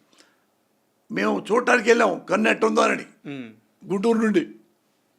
సార్ నమస్కారం సార్. నమస్కారం, నేను కృష్ణమురళి. ఏ ఊరు? అదే సార్, పెద్ద కాకరే సార్ అండి. ఆయన వాళ్ళ నాన్న, కృష్ణ గారి నాన్న గుళ్ళో ఆయన పేరు పెట్టాడు, శివరామకృష్ణ ఏదో పేరు. తర్వాత కృష్ణ అయింది. మా ఊళ్ళోనే ఆయన పేరు పెట్టుకుంది. ఆయనకి శివరామకృష్ణ ఏదో పోయి కృష్ణ అయినట్టుంది. ఆయన నాకెంత ఇష్టమో, ఆయన తర్వాత జూనియర్ కృష్ణ ఎవరంటే శ్రీకాంతే. అంత కృష్ణ గారు ఎంత సాఫ్ట్గా మంచోడో, సేమ్ శ్రీకాంత్ అంతే. శ్రీకాంత్ మంచికి ఎంతో మంచోడు, మంచికి ఎంతో మంచోడు. ఎప్పుడు ఎందుకంటే ఆయన ఫస్ట్ సినిమాకి నేనే డైలాగులు రాసా అసిస్టెంట్గా. ఇది పీపుల్స్ ఎన్కౌంటర్, అందులో విజయవాడ అనుకుంటా అప్పుడు ఉండేది. అందులో నక్సలైట్ వేషం పెట్టారు. నా పక్క నుంచి కూర్చున్నాడు శ్రీకాంత్. చూస్తే మురళి గారు, నేను ఇదే నాకు ఈ వేషం నాకు ఇచ్చారు అంటే, అవునా శ్రీకాంత్, రాస్తున్నా, మీదే రాస్తున్నా అన్న. అవునా అన్నాడు. రాసిన తర్వాత నేను చెప్పా చాలా బాగుంది మురళీ గారు అన్నాడు. అది చెప్పా. ఆయన ఫస్ట్ డైలాగు, ఏరి పారేయడానికి బియ్యంలో రాళ్ళు కాదు మిస్టర్, తూర్పు నుండి పడమరకి, పడమర నుంచి తూర్పుకి మార్చింగ్ చేస్తూ ప్రపంచానికి పహారాగా వస్తున్న సూర్యుడు నక్సలైట్. ఫస్ట్ డైలాగే అది ఎక్సలెంట్గా చెప్పాడు అతను కూడా. అంటే అతను అగ్రెసివ్గా ఉంటాడు, లుక్ వరకు అతను కోపం ఉన్నప్పుడు కోపంగా ఉంటాడు, నిజంగా కోపంలాగా ఉంటాడు, నిజంగా ఇన్నోసెంట్గా లాగా కూడా ఉంటాడు. అది ఆ డైలాగు మంచి డైలాగు. వచ్చి ఈ డైలాగు, మా వాళ్ళు గాంధీ గారిలాగా సత్యాగ్రహం చేయరు, నిప్పులు చెప్పుకుంటూ వస్తారు, నిప్పు సత్యాగ్రహం చేస్తారు అనగానే బాంబు బ్లాస్ట్ అవుద్ది. అయితే శ్రీకాంత్ గారి గురించి మాట్లాడదాం, ఇంకా క్వశ్చన్స్ ఉన్నాయి. ఇప్పుడు ఎప్పుడో 35 సంవత్సరాల క్రితం రాసిన డైలాగ్ని అలవోకగా చెప్పారు కదా, మీ ఫోన్ నెంబర్ చెప్పండి. తెలీదు. అదేది నా సీన్ అది. అందరూ ఏందని చెప్పమంటావు, దీనికి కథ ఉంది. 2000 ఎప్పుడు కొన్నారు సార్ ఫోన్? నోకియా. ఇప్పుడు లేదనుకుంటా అసలు ఆ ఫోను. నోకియా పుట్టినప్పుడు తీసుకున్నా. నాకు ల్యాండ్ అంటే ఇష్టం, నాకు ల్యాండ్ ఫోన్ అంటే సింపుల్గా ఉండాలి అని. ఇది మామూలు ఫోన్స్ ఉంటారు, యాపిల్ ఫోన్ అయ్యి ఉంటారు కదా, అవి కొనటం ఈజీ, అబ్బడే కొంటా. మా అబ్బాయిలు కొనుక్కున్నారు. నాకు తెలీదు, నాకు ఇంతవరకు వాట్సాప్ అంటే తెలియదు సార్. అన్నీ తెలిసే నేను సడన్గా ఫోన్ నెంబర్ చెప్పమని అడిగాను. పోసాని కృష్ణమూర్తికి ఫోన్ నెంబర్ తెలియదు, అకౌంట్లో ఎన్ని డబ్బులు ఉన్నాయో తెలియదు, ఎంత ఆస్తుందో తెలియదు, ఈరోజు ఇంట్లో ఏం కూర వండుతారో, ఏం చేస్తారో, ఇంటి కరెంటు బిల్లు, ఇంటి ఖర్చులు, అవసరాలు, ఎక్కడి నుంచి డబ్బులు వస్తున్నాయి, ఎటు పోతున్నాయి, ఏమీ తెలియదు. అంతే కదా? ఏమి అసలు నేను పట్టించుకోను. ఇంతవరకు వచ్చాము, ఏముందో ఆస్తులు మొత్తం అన్నీ కలిపి నా వైఫ్కి రాసిచ్చా. సార్ అది కూడా క్వశ్చన్ ఉంది సార్. యాక్చువల్గా ఎలాగో ప్రస్తావించారు కాబట్టి అడుగుతాను. ఇప్పుడున్న పరిస్థితుల్లో నిజానికి నేను చాలా ఓపెన్గా చెప్తున్నాను, లక్షలు సంపాదించే దగ్గర నుంచి రోజుకి 1000 రూపాయలు, 500, 800 కూలీ తెచ్చుకునేవాడు దాకా, ఎవరైనా సరే ఉద్యోగి దాకా, ఎవరు కూడా ఈ రోజున్న పరిస్థితుల్లో భార్య మీద ఆస్తులు పెట్టడానికి సాహసించట్లేదు. లేదు. ఎందుకంటే కరెక్టే, ఈ బయట సమాజం ఎలా ఉందో చూస్తున్నాం. చూసాం. అయ్యో, ఒకటికి 10 సార్లు ఆలోచిస్తున్నారు. అలాంటిది 100 కోట్ల రూపాయల ఆస్తిని, 100 కోట్ల రూపాయల పైన ఆస్తిని చిల్లి గవ కూడా మీ పేరు పైన ఏమీ లేకుండా భార్య పేరు మీదే పెట్టడానికి కారణం ఏంటి? అంటే నాకు దీనికంటే ఉన్న పెద్ద ఆస్తి ఒకటి ఉంది. ఆ పెద్ద ఆస్తియే నా భార్య. సార్, డబ్బులు వెంట్రుక, ఇవాళ వస్తాయి, రేపు పోతాయి అంటారే. దిల్ దియా దేవాను ఇంకో, దౌలత్ దిగా గుండో ఇంకో అని. అది డబ్బు ఎప్పుడు డబ్బు వలన ఎంటర్టైన్మెంట్ ఉంటుంది, అంటే సంతోషం ఉండదు. విలాసం ఉంటుంది, సంతోషం ఉండదు డబ్బు విషయంలో. అందుకని నా భార్య నాకు పెద్ద పెట్టుబడి, పెద్ద ఆస్తి. అంటే పెళ్ళి అయిన దగ్గర నుంచి ఈరోజు వరకు మేము ఎప్పుడు ఒకరోజు అనుకుని బయటికి వెళ్ళటాలు రావటాలు లేవు. తను బీఎస్సీ బిఎల్ చదువుకుంది బాగా, ఎంఎల్ కూడా చదువుతుంటే అప్పుడు పెళ్ళి ఫిక్స్ అయింది నాకు. నేను డాక్టరేట్, నాకు పెళ్ళి ఫిక్స్ అయింది. అందుకని మా ఆవిడ ఎంఎల్ పోయింది, బిఎల్ వచ్చింది, నాకేమన్నా ఎంఫిల్ వరకే చదువుకున్నాము. ఇంకా మరి ఇక పెళ్ళి అయిన తర్వాత మరి ఇంకేడా చదువుకుంటాం? వివాహం విద్యనాశనం, శోభనం సర్వనాశనం. ఇంకా అది నాకు ఇట్టట్టు కొట్టుకున్నా, అయ్యో నా డాక్టరేట్ రావాలి, తర్వాత డిలీట్ చేయాలి అని నా కోరిక. ప్రొఫెసర్ అవుతా ఒకటి. మావాడు కూడా ఎంఎల్ ఇక్కడ ఇప్పుడు హైకోర్టులో మావాడు రిజిస్ట్రేషన్ ఉంది. ఎంఎల్ కూడా చేస్తే ఆమెకు పెద్ద జాబ్ వచ్చేది. అదే పోయింది పాప ఆమెకి ఎంఎల్. పిల్లలు అంటే ఇష్టం, ఇక పిల్లలు ఇద్దరు పుట్టేశారు కొడుకులు. అందుకని ఇక నేను, భార్య, పిల్లలు. తను నాకు మీకు పిల్లలంటే బాగా ఇష్టమా, భార్య అంటే బాగా ఇష్టం అంటే నాకు నా భార్య అంటే ఇష్టం. పిల్లల కంటే నాకు ఇష్టం. ఇంట్లో ఉంటే 24 గంటలు కాదు, నువ్వు 1 year పాటు ఇంట్లోనే నా భార్య నేను ఉంటే ఇంట్లో నాకు బోరు కొట్టదు. అసలు బోరే కొట్టదు. ఎప్పుడు నవ్వుకుంటూ ఉంటాం, ఎప్పుడు సంతోషంగా ఉంటాం. ఏమి నాకు ఇక నా కోరికలు లేవు, ఆశలు లేవు, ఆ పక్కన ఉంటే చాలు. ఆశయాలు లేవు. ఇల్లు భార్య, తర్వాత బిడ్డలు. బిడ్డలు కాదట్లా ఫస్ట్ ప్రిఫరెన్స్ అది. అయితే ఇంత పెద్ద స్టార్ రైటర్ కదా సార్, అంటే ఇండస్ట్రీలో ఏదో ఒక చిన్న చిన్న గిల్లి కజ్జాలు కానీ పక్కన వాళ్ళు వచ్చి గెలడం కానీ ఇలాంటి ఏదో ఉంటాయి. ఏ రోజైనా పోసానికి ఇష్టపడ్డ జీవితంలోకి బయట నుంచి అమ్మాయిల నుంచి మెసేజ్లు, ప్రపోజల్స్ ఇలాంటివి వచ్చినప్పుడు ఎలా తీసుకునేవాళ్ళు, ఎలా రిజెక్ట్ చేసేవాళ్ళు? అసలు ఆ టైం లేదు రాజా సార్. అంటే నేను టైం ఉంటే ఏదో పిచ్చి పనులు చేస్తారని కాదు. నాకు ఆ బ్యాక్గ్రౌండ్లో మా నాన్న చనిపోయిన తీరు, ఆత్మహత్య చేసుకొని ఎవడి పిల్లాడికి డబ్బులు కూడా లేకుండా, చదువు లేకుండా అన్నీ బాగుంటానని చెప్పి తెలియకుండానే ఆత్మహత్య చేసుకున్నాడు. నాకు నీడ్ ఏంటంటే కుటుంబం. మా అమ్మ ఎవరికి ఇచ్చే జాటదు. అప్పుడు పూరి గుడిసెలో అలాగే ఉంది తప్ప ఎవరి కోసం వాళ్ళ అమ్మను కూడా అడగదు కనీసం. అమ్మను కూడా అడగదు. అలాంటి తల్లి కోసం నాకు ఇది పడింది. అది మద్రాసు వెళ్ళిన తర్వాత, మద్రాసు అడగండి మీరు ఎప్పుడైనా సార్, పొద్దున్నే 4 లేచుతా. 4 నుంచి వైఎంసీ గ్రౌండ్లో వెళ్ళిపోయి ఒక 40 మినిట్స్ పరిగెత్తుతా. తెల్లారిగట్ట 4 లేచి 4:15కి వెళ్ళి మళ్ళీ వచ్చి స్నానం చేసి 6కి కరెక్ట్గా పర్చూరు బ్రదర్స్ దగ్గర ఇంటి ముందు ఉంటాను. అక్కడ నుంచి మళ్ళీ నేను నిద్రపోవాలంటే కనెక్ట్ 12:30కో 1 అప్పుడు పడుకోవాల్సి వస్తుంది. ఇక నాకు ఎవరని చూడాలి, నిద్రే సరిగ్గా లేదు.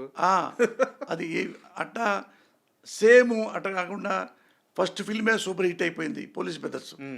అక్కడ నుంచి 10 ఏళ్ల పాటు ఒక్కరోజు కూడా టైం లేకుండా 100 సినిమాలు చేస్తాను.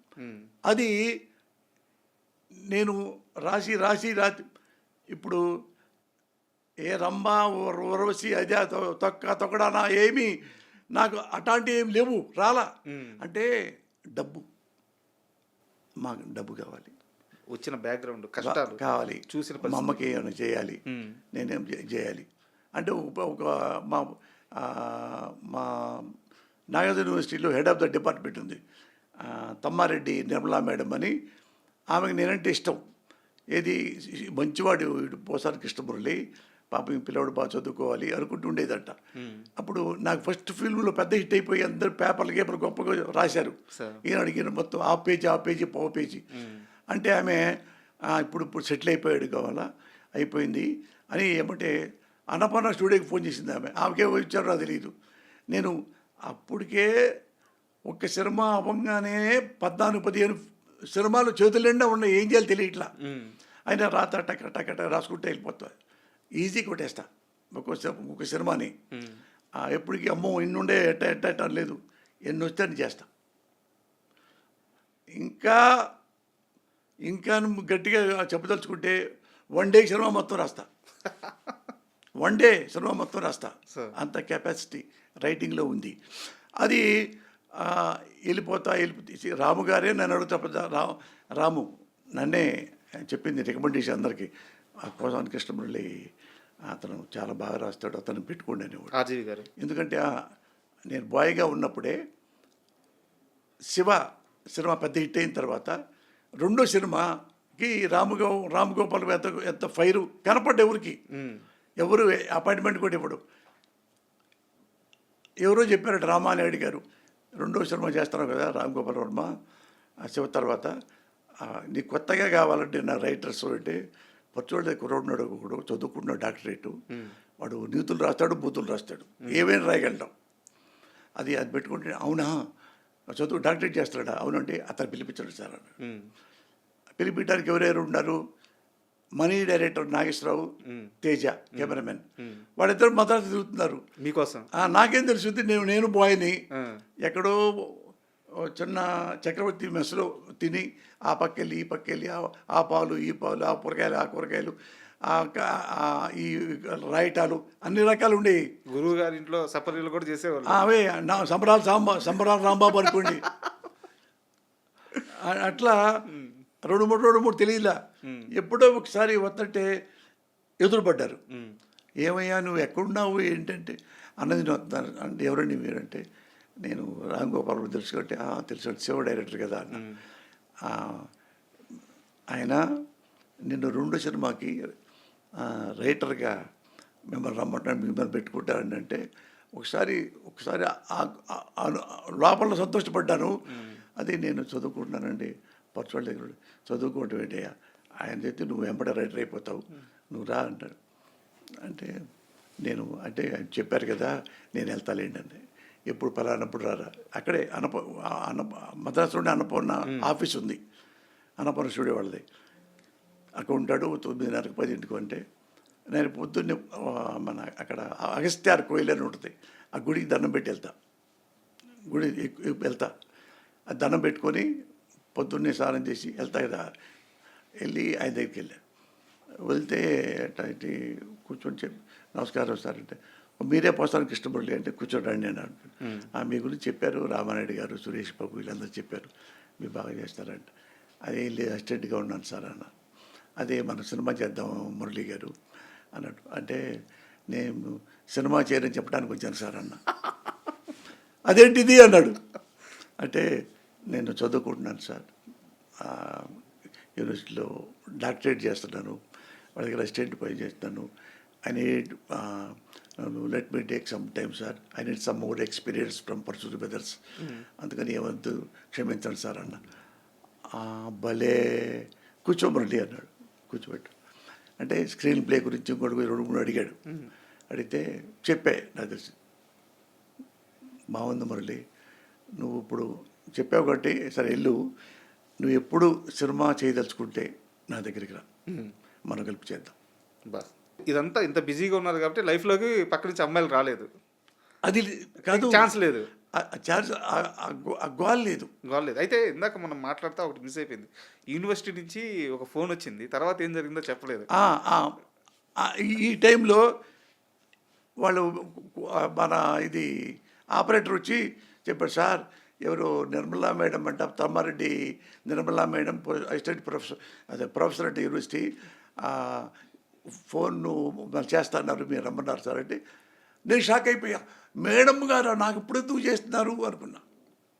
మళ్ళీ ఆపరేటర్ దగ్గరికి వెళ్తే మళ్ళీ వచ్చింది మేడం నమస్కారం అంటే కృష్ణమురళి బాగున్నా అంటే లేదు ముఖ్య విషయం చెప్తున్నాను నేను నీకు ఒక అమ్మాయిని చూసా ఒక అమ్మాయి నేను చూశాను వాళ్ళ ఇంటికి వెళ్ళి ఆ అమ్మాయి చదువుకుంది BSc BL మంచి అమ్మాయి నాకు నేను సర్టిఫై చేస్తున్నా నువ్వు ఆ అమ్మాయిని చూసుకో నీకు సూటబుల్ అట్లా చెప్పేస్తుంది గబగబా. తమ్మారెడ్డి భరద్వాజ గారు కజిన్ సిస్టర్. ఓకే అవును తమ్మారెడ్డి ఆమె. అయితే నేను ఆ టైం కూడా లేదు అలాగే అయితే అలాగే మేడం అన్న మరి నువ్వు ఎప్పుడు చూస్తావు అంటే మీ ఇష్టం మేడం అన్న. ఆయన ప్రొఫెసర్ కదా అప్పట్లో మాట్లాడలేను అట్లా మాట్లాడేవాడిని కాదు. ఆయన వాళ్ళంటే నేనంటే ఇష్టం తల్లితో సమానం ఆమె. అయితే మీరు ఎప్పుడేటప్పుడు మేడం అన్న చెప్పుకోవడానికి అంటే మరి రేపు ఎల్లుండురా ఎక్కడ చెప్పేస్తాను అదే సార్ అదే మేడం అన్న అంటే రేపు వెళ్ళలేకపోయా ఇంకో రేపు వెళ్ళలేకపోయా అంటే నేను చెప్పి మేడం కొంచెం అదైపోయింది ఎల్లుండి వస్తాను మేడం అన్న అంటే వాళ్ళతో చెప్పిందంట ఈయన పెళ్లి చేసుకోవడానికే రాలేకపోతాడు ఇంక తాళే కట్టుకుంటాడమ్మా వచ్చినప్పుడు చూసుకుందాంలే అందంట. అంటే అది నాకు చెప్పింది మేడము అంటే అది రాసుకున్నాను మేడం వచ్చేస్తాను మేడం అని. ఆడికెళ్ళి నేనే గుంటెళ్ళి వాడు మా మేనడు కోటాల శివ వాడు 10th అయిపోయి ఇంటర్ వచ్చింది అనుకుంటా. ఒరే పెళ్లి చూపులకు వచ్చాడరా నువ్వు కూడా రా చూడు నువ్వు కూడా అంటే వాడు బూట్లు కొట్టి పెట్టాను.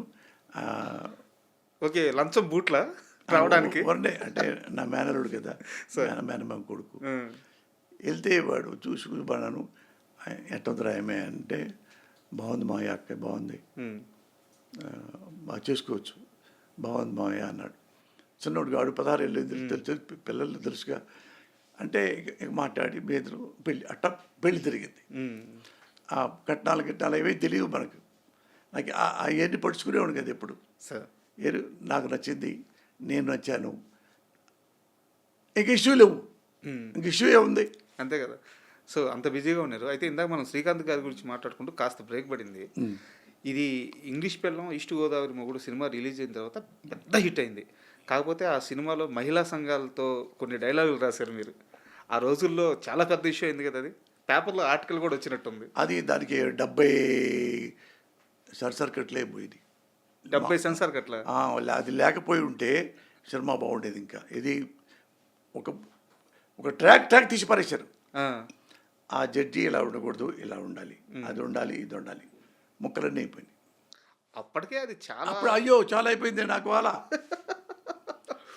అంటే అది తీసేదాకా ఆపలా. అప్పటిదాకా శ్రీకాంత్ గారికి ఉన్న ఇమేజ్కి పూర్తి ఆపోజిట్ క్యారెక్టర్ అది. అవును అవును. అంటే ఆమెను బుద్ధి చెప్పడానికి. అవును. అది చాలా అన్ని అనుభవాలు ఉన్నాయి రాజా. కాదు బట్ ఏంటంటే నేను నా ఇంటిని ఎంత ప్రేమిస్తానో, నా ఇల్లాలని ఎంత ప్రేమిస్తానో, తెలుగు సినిమా ఇండస్ట్రీని అంతనే ప్రేమిస్తా సార్. దానివల్లే నేను ఇంత వాడినయ్యా. తెలుగు సినిమా ఇండస్ట్రీ వల్లే నేను ఇంత వాడినయ్యా సార్. అయితే ఒక్కసారి స్క్రిప్ట్ రాస్తే ఎవరు చెప్పినా సరే మీ మనసుకు నచ్చిన తర్వాత మార్చరు. అలాంటిది చిరంజీవి గారి సినిమా అల్లుడా మజాకా కోసం ఎన్నో వర్షన్లు, అది 50-60 పైన వర్షన్లు రాశారు. నిజానికి సినిమా కూడా చాలా మంచి కథగా. కానీ సినిమా రిలీజ్ అయిన తర్వాత దాని మీద బూత్ సినిమా అనే ఒక విమర్శ స్టార్ట్ అయింది. అది దేనివల్ల జరిగింది? సినిమా డైరెక్షన్లో జరిగిందా? ఏం లేదండి, ఒక్క బూతు బాట కూడా లేదండి. ఇప్పుడు ఇప్పుడు మీరు అన్నారే పోసాన్ని తిట్టారని, అలాంటిది అది కూడా అంతే. ఇప్పుడు అది అన్ని వెర్షన్లు రాయలా, డైలాగ్ వెర్షన్ 2 రాశా. 2 అంటే వేరే వాళ్ళు రకరకాలు రాస్తుంటారు కదా. ఇది వేరే కథ. అవునవునవును. నా కథ చెప్పగానే ఓకే భలే ఉంది కథ, బాగా గమ్మత్తు, గిమ్మిక్స్ అన్ని బాగున్నాయి. స్టార్టింగ్ గుడి దగ్గర ఫస్ట్ షాట్ చిరంజీవి గారు ఎంట్రీ, ఊరి జనాలందరూ రావడం, చేతికి సంఖ్యలు ఉండడం, అదిరిపోద్ది ఫస్ట్ షాట్. అసలు అక్కడ ఏం చేశారంటే అప్పుడులో అంటే ఏదో రకరకాలుగా వాళ్ళ భావాలు ఉంటాయి. అక్కడ ఏమన్నా కానీ వసే అని మాట కూడా మాట్లాడాలి చిరంజీవి గారు. అసలు అందులో బూతు మాటలు ఇవ్వండి, మాటలుగా లేవు, 99% లేవు. వల్గారిటీ కూడా ఏం లేదు. అన్నీ గిమ్మిక్స్, కామెడీ, అత్తకి బుద్ధి చెప్పడానికి, భార్యకి బుద్ధి చెప్పడానికి కథ, మన చెల్లెలు కాపురం నిలబెట్టుకోవడానికి పడే పాటలు, అది తప్ప ఏమండి జనాలు పిచ్చోళ్ళ ఒక ముక్క 2 ముక్కలో ఏది ఉంటే లేదు, నా దృష్టిలో లేదు. ఉంటే సినిమా ఆడిద్దా? సినిమా సబ్జెక్ట్ ఉండాలి. ఈ సబ్జెక్టు సూపర్ హిట్. లేడీస్కి స్పెషల్ హాల్ పెట్టారండి. ఇంకేం చెప్పండి మీరు. ఆడవాళ్ళు లేడీసు బూతులు ఏంటి చూస్తారా? చూడరు. సపరేట్ ప్రత్యేక స్త్రీలకి ఈరోజు ఈ ఆట ఇస్తున్నాము అని ఉన్నాయి సార్ అని వచ్చే షాక్ అయిపోతే స్ట్రైట్ 100 రోజులు అది ఎట్టిస్తారు. అది చిరంజీవి గారు అంటే ఇప్పుడు ఎట్టుందంటే చిన్నది ఇట్ట చల్లిద్ది అనుకో, ఒక దాన్ని చల్లే దాని నీళ్ళని దాన్ని యాసిడెంట్ ఎట్ట అవుతుంది కదా. అది అప్సెట్. ఇప్పుడు చెప్తాను, మీ కమిటీ చెబుతున్నా, అందులో వల్గారిటీ అసలు ఏమీ లేదు. అంటే చిరంజీవి గారు అంటే తెల్ల చొక్కా అండి, ఒక్క చిరా చొక్కబడింది అనుకో అది మరక అంటారు. అది అంతే. చెప్పాలి కరెక్ట్గా చెప్పాలి. లేదా ఎంతో పెద్ద హిట్ అయితే దీనివల్ల వీళ్ళు మాట్లాడతారు కదా. నన్ను అన్నారు ఇది ఓ మీటింగ్లో, చిరంజీవి గారి కోపం ఉంది అంటే సార్ ఎప్పటికైనా పోసాని చెప్తాడేమోలే చూద్దాం అని ఫీలింగ్ కదా. ఇంత పెద్ద హిట్ సినిమా పెట్టుకొని అందరూ వల్గర్ ఉంది అంటే అంత అన్యాయం అనుకుంటే ఇందులో మీటింగ్ పెట్టారు మన సారథి స్టూడియోలో. ఏదో వెళ్తే దానికి యాంకర్ ఎవరు? మురళీమోహన్ గారు. ఇది కృష్ణారెడ్డి గారు కూడా ఉన్నాడు, కృష్ణారెడ్డి గారు, వేరే జర్నలిస్టులు మొత్తం ఉంటే ఏమండి సమాజము ఇది సినిమాల్లో ఇట్లా ఇంత సినిమా మీద హీరో కూడా ఇది చేస్తున్నారు అని జర్నలిస్టులు వాళ్ళు ఒకళ్ళు మాట్లాడారు. నన్ను అడిగారు. ఆ, ఏమండి సినిమా మీరు ఆడాళ్ళు గీడాళ్ళు మొత్తం వచ్చి ఉన్నారు. ఆ, ఎవరైనా అంటే జర్నలిస్ట్ అని లేచి ఏమండి ఎప్పుడన్నా అన్నం లేదనుకో సద్దన్నం కూడా తింటారు గతి లేక. అలాగే ఏ సినిమా లేక ఈ సినిమాలో అదే అన్నట్టు ఏదో మాట మాట్లాడాడు. ఓకే. అంటే మాట నేను అన్నాను, ఏమయ్యా ఆ సినిమా కాదు వేరే సినిమాలు లేవా? ఎందుకు ఆడింది సినిమా 100 days మీరు చెప్పండి. ఎందుకంటే ఏమయ్యా రోడ్డు మీద కూరగాయలు ఉంటాయి, కూరగాయల్లో చూసుకుంటారు వంకాయ, ఇది పుచ్చు పక్క తీసుకుంటారు, మంచి వంకాయ తీసుకుంటారు, కొనుక్కుంటూ వెళ్తారు. అలాగే అక్కడ సెంటర్లో 10 సినిమా థియేటర్లు ఉన్నాయి. ఏ సినిమాల్లో మంచి సినిమా ఉంది అనుకుంటే వాళ్ళు ఆ సినిమాకి వెళ్తారు. మరి ఆడాళ్ళద్దు అనుకోబట్టే కదా అరుడా మంచిగా ఉందని గతి లేక సినిమా చూశారు అని చెప్తారేంటి? వంకాయే ఇంత పురుగుంటి తీసి పక్కన పడేస్తారు, సినిమా ఎందుకు చూస్తారు అని ఎగ్జాంపుల్ చెప్పిన తర్వాత మురళీమోహన్ వాళ్ళు ఉంటే నేను ఇది ఈనాడులో కూడా ఇట్లేదు ఉందండి, ఇందులో వల్గారిటీ లేదు. మౌన పోరాటం సినిమా ఉంది కదా, రామోజీరావు గారి సినిమా, అది పేరు చెప్పా, రామోజీరావు గారి సినిమా. రామోజీరావు గారు వాళ్ళు కూడా చూతి తెలుసుద్ది. అందులో మౌన పోరాటంలో ఒక రైలు పెట్టిలో ఒక అమ్మాయి ఎక్కింది, ఆ పెట్టిలోనే హీరో ఉన్నాడు, అదే హీరోయిన్ ఉంది. ఉంటే పైనుండి అది ఆమె తేనె తొట్టి ఉంది, తొట్టెలోంచి తేనె హీరోయిన్ వీపు మీద, గిరిజన అమ్మాయి వీపు మీద పడుతుంటే హీరోయిను నేలకి చాపి ఆమె మీద అని నాకి తేనె నోతిలో పెట్టుకుంటున్నాడు. అది తెలియలేదు రామోజీరావు గారికి. అది వల్గారిటీ కదా, అంటే నాకుతారు ఎవడన్నా? మరి ఆ సినిమాలో మరి ఉంది కదా సార్ మురళీమోహన్ గారు, మీరు చెప్పండి, అది వల్గారిటీ కాదా? ఎవడేం మాట్లాడేది అంటే చెప్పండి. అది అంటే నేను అన్నాను, ఆ సినిమాలో కూడా నేను స్టేట్గా రాశా అన్న, గప్చిప్ అయిపోయారు. ఇక మరి ఇది సూపర్ హిట్ అన్నారు, దాన్ని ఆడింది. అంత వల్గర్ ఉందే, అంత వల్గరే అల్లు మజాక లేదే. అప్పట్లో వాగింది నేను ఎప్పుడు 30 ఏళ్ళ కిందట, అప్పుడు అలాగే ఇప్పుడు ఇలాగే. అయితే ఇండస్ట్రీలో నాకు తెలిసినంత వరకు మీరు పనిచేసిన ఆ మొత్తం కాలం కానీ తర్వాత కాలంలో కానీ చిరంజీవి గారిని అమితంగా ప్రేమించారు, మీరు బాగా ఇష్టపడ్డారు. ఆయన స్కిల్స్ కానీ, ఆయన హీరోయిజం కానీ, ఆయన స్టైల్ కానీ చాలా ఇంటర్వ్యూలో చెప్పారు. అంటే నేను రాజకీయాలు మాట్లాడట్లేదు సార్, ఈరోజు చిరంజీవి గారితో మీ రిలేషన్ ఎలా ఉంది? నాకు ఒక ఎగ్జాంపుల్ చెప్తా. ఇప్పుడే యాడ్లు కట్ చేశా, యాడ్లు సినిమాకి ఇవ్వడానికి కడుతుంటే ఇందులోకి ఏం రచన చెప్పంటారు. ఇప్పుడు టీడీపీ వాళ్ళు, వైసీపీ వాళ్ళు, బీఆర్ఎస్ వాళ్ళు, కాంగ్రెస్ వాళ్ళు, కమ్యూనిస్టు వాళ్ళు, బీజేపీ వాళ్ళు, జనసేన వాళ్ళు, వీళ్ళన్ని పార్టీలు అందరికి కూడా ఈ సినిమా నచ్చుతుంది, దయచేసి చూడండి. జనసేన కలిపాక పవన్ కళ్యాణ్ అధ్యక్షుడు కదా. లేదు, నేను ఓన్లీ చిరంజీవి గారి గురించి నాకు మాత్రమే అడుగుతున్నాను. కాదు, నాకు రాజకీయాలు అవసరం లేదు, అటుగా చెబుతున్నా. నేను ఎవరిని నేను గుర్తుపెట్టుకోను,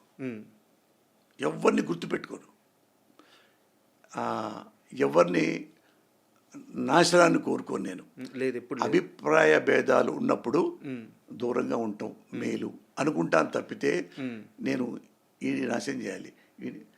ఏమండి, నన్ను తిట్టిన వాళ్ళు కూడా, నా వెనక మీరు చెప్పారే నన్ను వాళ్ళు కూడా, వాళ్ళకి ఒంటి మీద బట్టలు కూడా లేకుంటే బట్టలు కొని పెట్టానండి. ఇంటి మీద అన్నం తినడానికి బల్లలు కూడా లేకుంటే అంటే నేను తినే డైనింగ్ టేబుల్ వెంటనే తీసుకెళ్ళి వాళ్ళ ఇంటికి ఇచ్చానండి హైదరాబాద్లో. మందుకేది అది నవ్వింది మావిడ, మన కొత్తది పెట్టుకుందా లేబ్బా, అది వంకతో కొత్తది పెట్టుకుందో, అది తీసుకుంటారా పెట్టుకోండి. మీ ఇంట్లో పెట్టుకోండి, ఏమైనా కావాలంటే చెప్పండి, ఇంక ఇస్తా అని చేస్తాను తప్ప వాడిని నాశనం చేయట్రా. సార్ లేదు, అది ఎప్పుడు లేదు సార్. నాకు తెలియని మ్యాటరు రాజా ఇది. మ్మ్. అంటే అందుకనే మేము బాగుంటాం. మనసులో ఇష్టం అలాగే ఉంది చిరంజీవి గారి మీద. కాదు, చిరంజీవి గారు నన్ను ఏం చేశారు చెప్పండి మ్మ్. ఆయన్ని ద్వేషించడానికి?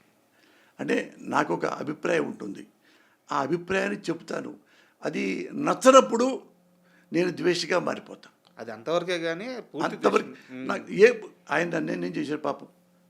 ఇప్పుడు ఆయన కూడా మాట వస్తే ఎప్పుడు నవ్వుతాడు తప్ప ఆయన ఎవరి ద్వేషాన్ని కోరుకోవడానికి నాకు తెలుసు సార్. ఎవరి ద్వేషాన్ని నేనే ఏమండి, ఆయన పద్ధతులు ఉంటాయి, నా పద్ధతులు నాతో ఉంటాయి.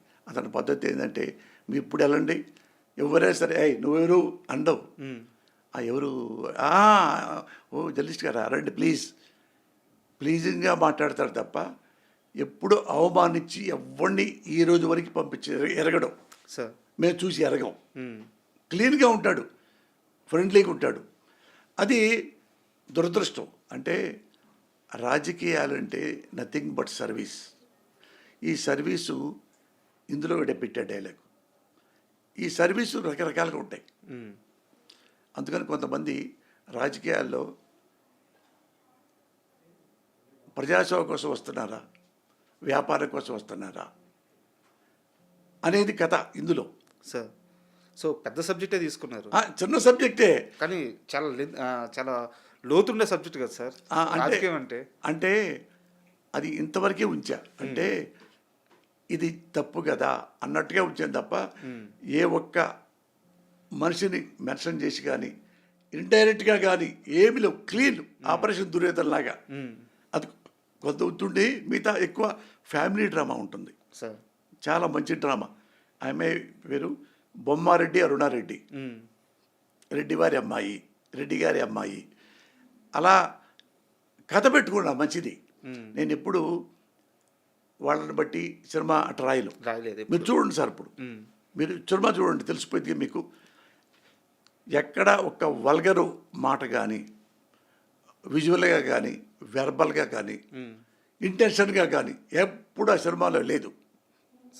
ఏం లేదు, క్లియర్గా ఉంటుంది. మనశ్శాంతికి చూస్తే మీకు సినిమా ఇష్టపడతారు. సో ఇప్పుడు సినిమా ఇంత కష్టపడి తీస్తున్నారు కదా సార్, అంటే ఇది ఏంది మీ సెకండ్ ఇన్నింగ్స్ అనుకోవచ్చా? ఎందుకంటే వరుసగా సినిమాలు తీయాలన్న ఆలోచన ఏమన్నా ఉందా? కాదు, సినిమా సంవత్సరానికి ఒకసారి చేసుకుంటూ వెళ్దాం అనుకుంటున్నా. ఓకే. అంటే ఇప్పుడు ఈ చేసేలోపే 4-5 సినిమాలు వచ్చినాయి. అంటే ఆపా, అంటే ఈ సినిమా అయిన తర్వాత చేస్తాలే భయ్యా అని చెప్పా. అంటే వృత్తి చేస్తా, ఏం చేస్తా, ఒక రోజు ఏం చేస్తా, 2 రోజులు ఏం చేస్తా. వచ్చారు, నీ సినిమా చేస్తున్నా కదా, మళ్ళీ డిస్టర్బ్ అవుద్దు అని చెప్పి యాక్టర్గా మిస్ అవుతున్నాం సార్ మిమ్మల్ని. నేను అయ్యో నాకేం తెలుసు, సినిమా తప్ప ఏం తెలియదు రాజా, ఒక సినిమా తప్ప ఏమీ తెలియదు. అంటే చాలామంది ఆర్టిస్టులు ఉన్నారు సార్, చాలా గొప్ప వాళ్ళు ఉన్నారు, నేను కాదని. అయితే ఆ చెంప మీద దెబ్బ పడంగానే యేసునాథ ఇలా అనడం, అవన్నీ అలాంటి చిన్న చిన్న జిమ్మిక్లు, ఆ మ్యాజిక్లు, స్క్రీన్ మీద పోసాన్ని మాత్రమే ఇచ్చే ఎక్స్ప్రెషన్స్ అవి మిస్ అవుతున్నాము. అది అందరూ అంటారు. ఇప్పుడు నార్త్ నేను కాశ్మీర్ కానీ, వెస్ట్ బెంగాల్ కానీ, గుజరాత్ కానీ, మద్రాస్ కానీ ఎవరు వెళ్ళినా అందరినీ రాజాజీ అని పిలుస్తారు. ఇప్పటికి వెస్ట్ బెంగాల్ ఎయిర్పోర్ట్ దిగితే అందరూ రాజాజీ అనేవాడు. కాశ్మీర్ వెళ్తే ముస్లిం, మేము ఇట్లా కట్టుకొని వెళ్తుంటే ఒక నడిచాము, షాపుల పక్క ముస్లిమ్స్ ఎక్కువ కదా, అంటే ఓ రాజాజీ, ఆర్ యూ రాజాజీ? జీ రాజాజీ ఆంకే దేఖా మై పచానా. అట్లా మనం రాజస్థాన్ వెళ్ళాము, షూటింగ్కి వెళ్ళాం కదా, రాజస్థాన్లో కొన్ని వేల మంది. అది అదృష్టం, డబ్బింగ్ ఎక్కువ నాకు పేరు వచ్చింది. ఇక్కడ ఎట్ట పేరు వచ్చిందో ఆ డబ్బింగ్, వాడు నాలాగా డబ్బింగ్ చెప్పాడు వాడు, అది బాగా క్లిక్ అయినాయి అన్ని, ఆల్మోస్ట్ అన్ని. సో అందుకే అడుగుతున్నాను. అయితే ఒకటి చెప్పండి సార్, రచయితగా మీరు సంపాదించిన ఆస్తి ఎక్కువ, నేను డబ్బుల గురించే మాట్లాడుతున్నాను. అవును, గౌరవం పేరు కాకుండా ఓన్లీ కమర్షియల్గా డబ్బుల గురించే మాట్లాడుతాం. రచయితగా పోసాని కృష్ణమురళి ఎక్కువ సంపాదించాడా, నటుడుగా ఎక్కువ సంపాదించాడా? నటుడిగా సంపాదించా, 2 సంపాదించా. ఎక్కువ ఏది? ఎక్కువ ఎక్కువ అంటే ఇదే రానా, ఇది సినిమా రైటర్గానే. రైటర్గానే. అప్పట్లో డబ్బులు ఎక్కువ, అప్పుడు కొత్త ఎక్కువ డబ్బులు సంపాదించిన వాడిని. ఎందుకంటే నేను ఫస్ట్ సినిమా పోలీస్ బ్రదర్స్ పెద్ద హీట్ కొట్టిందంటే మొత్తం ఇండస్ట్రీ మొత్తం ఒకసారి తుఫాన్ అయిపోయింది. అందరూ కూడా రామకృష్ణ అంటే పెద్ద పెద్ద వాళ్ళు ఫోన్ చేసి, మురళి గారు భలే డైలాగ్స్, మురళి గారు భలే సీల్స్ రాశారు మీరు, ఎవర్ ఇట్లాంటి చూడాల, ఇట్లాంటి మంచి సీల్స్ ఇప్పుడు మేము అంటే కూడా రామకృష్ణ గారు అందరూ. అందుకని అక్కడి నుంచి ఎంత అడిగితే అంత ఇచ్చేవాళ్ళు, ఎంత అడిగితే అంత. 2 రోజులు అయిపోయి సినిమా టక్ కొంచెం రాసుకునేవాడిని, 3వ రోజు చేతికి ఇచ్చేవాడిని. అయితే ఇదే నాకు ఒకటి చెప్పారు సార్, మీకు బాగా సీనియర్ జర్నలిస్టు, మీకు బాగా తెలిసిన వాళ్ళే, పోసాని కృష్ణమురళి పరుచూరి బ్రదర్స్ దగ్గర పనిచేసి బయటకు వచ్చి పరుచూరి బ్రదర్స్ ఆ టైంకి తీసుకుంటున్న అమౌంట్ కంటే ఎక్కువ తీసుకున్నాడు, తర్వాత ఆ రికార్డింగ్ ఎవరికి లేదు అని చెప్పారు. అది వాంటెడ్గా మీరు వాళ్ళకంటే ఎక్కువ కావాలని కూర్చున్నారా, లేకుంటే మీకు ఇండస్ట్రీ ఇచ్చేసిందే? అట్లా కాదు, ఎవరన్నా వాళ్ళకంటే నాకు ఎక్కువ కావాలి, వాళ్ళకంటే తక్కువ కావాలి, ఎవడిస్తాడు? ఎందుకు ఇస్తాడు? స్కిల్ ఉండాలి, దమ్ము ఉండాలి. నా సక్సెస్ని బట్టి ఇటు బాగా రాయగలడు ఒకటే లెక్క. వాళ్ళకి ఏంటంటే ప్రొడ్యూసర్స్కి అప్పుడు డైరెక్టర్స్కి కానీ పోసాని ఒకసారి హోటల్లో కూర్చోబెట్టండి, ఇచ్చి వెళ్ళిపోతాడు స్క్రిప్ట్ అనేవాళ్ళు. ఫాస్ట్గా కూర్చుంటాను, రాసేవాడిని. 6 అవరంగానే ఇంటికి వచ్చేవాడిని, మూసేసి నైట్లు పెట్టేవాడు కదా. ఇంట్లో కూర్చొని నేను మావిడే ఉండేవాళ్ళం, నేను అన్నదిని మళ్ళీ రాసుకుంటా 2:30 దాకా రాసేవాడిని. రాసి మళ్ళా 5:30కి లేచి 5:30 5:30కి దిండు కారు వెనకేసుకొని పడుకుంటా ఉండేవాడిని. ఆఫీస్కి వెళ్తుండేవాడిని అనమాట. తెల్లారితే 6:15కి 6:15కి నేను కథ చెప్పాలి, వాళ్ళు వెయిట్ చేయాలి తెల్లారిగట్ట. అట్లా 16-17 సినిమాలు శ్రీహరి కూడా టక్కన ఎదురు లేచి కూర్చునేవాడు. నేను వచ్చేలోపు నువ్వు కనుక లేకపోతే ఆ అరగంట మరి వేస్ట్ మళ్ళీ అయిపోతాడట, అరగంటగా చెప్పేసి వెళ్ళిపోయాడు. కానీ శ్రీహరి గారి మరణం నాకు తెలిసి వారి కెరీర్ మొత్తం చూసుకుంటే మీదే చాలా పెద్ద పాత్ర ఉంది. ఆయన హీరోగా సర్వే అవ్వడంలో కానీ, సక్సెస్ రావడంలో కానీ.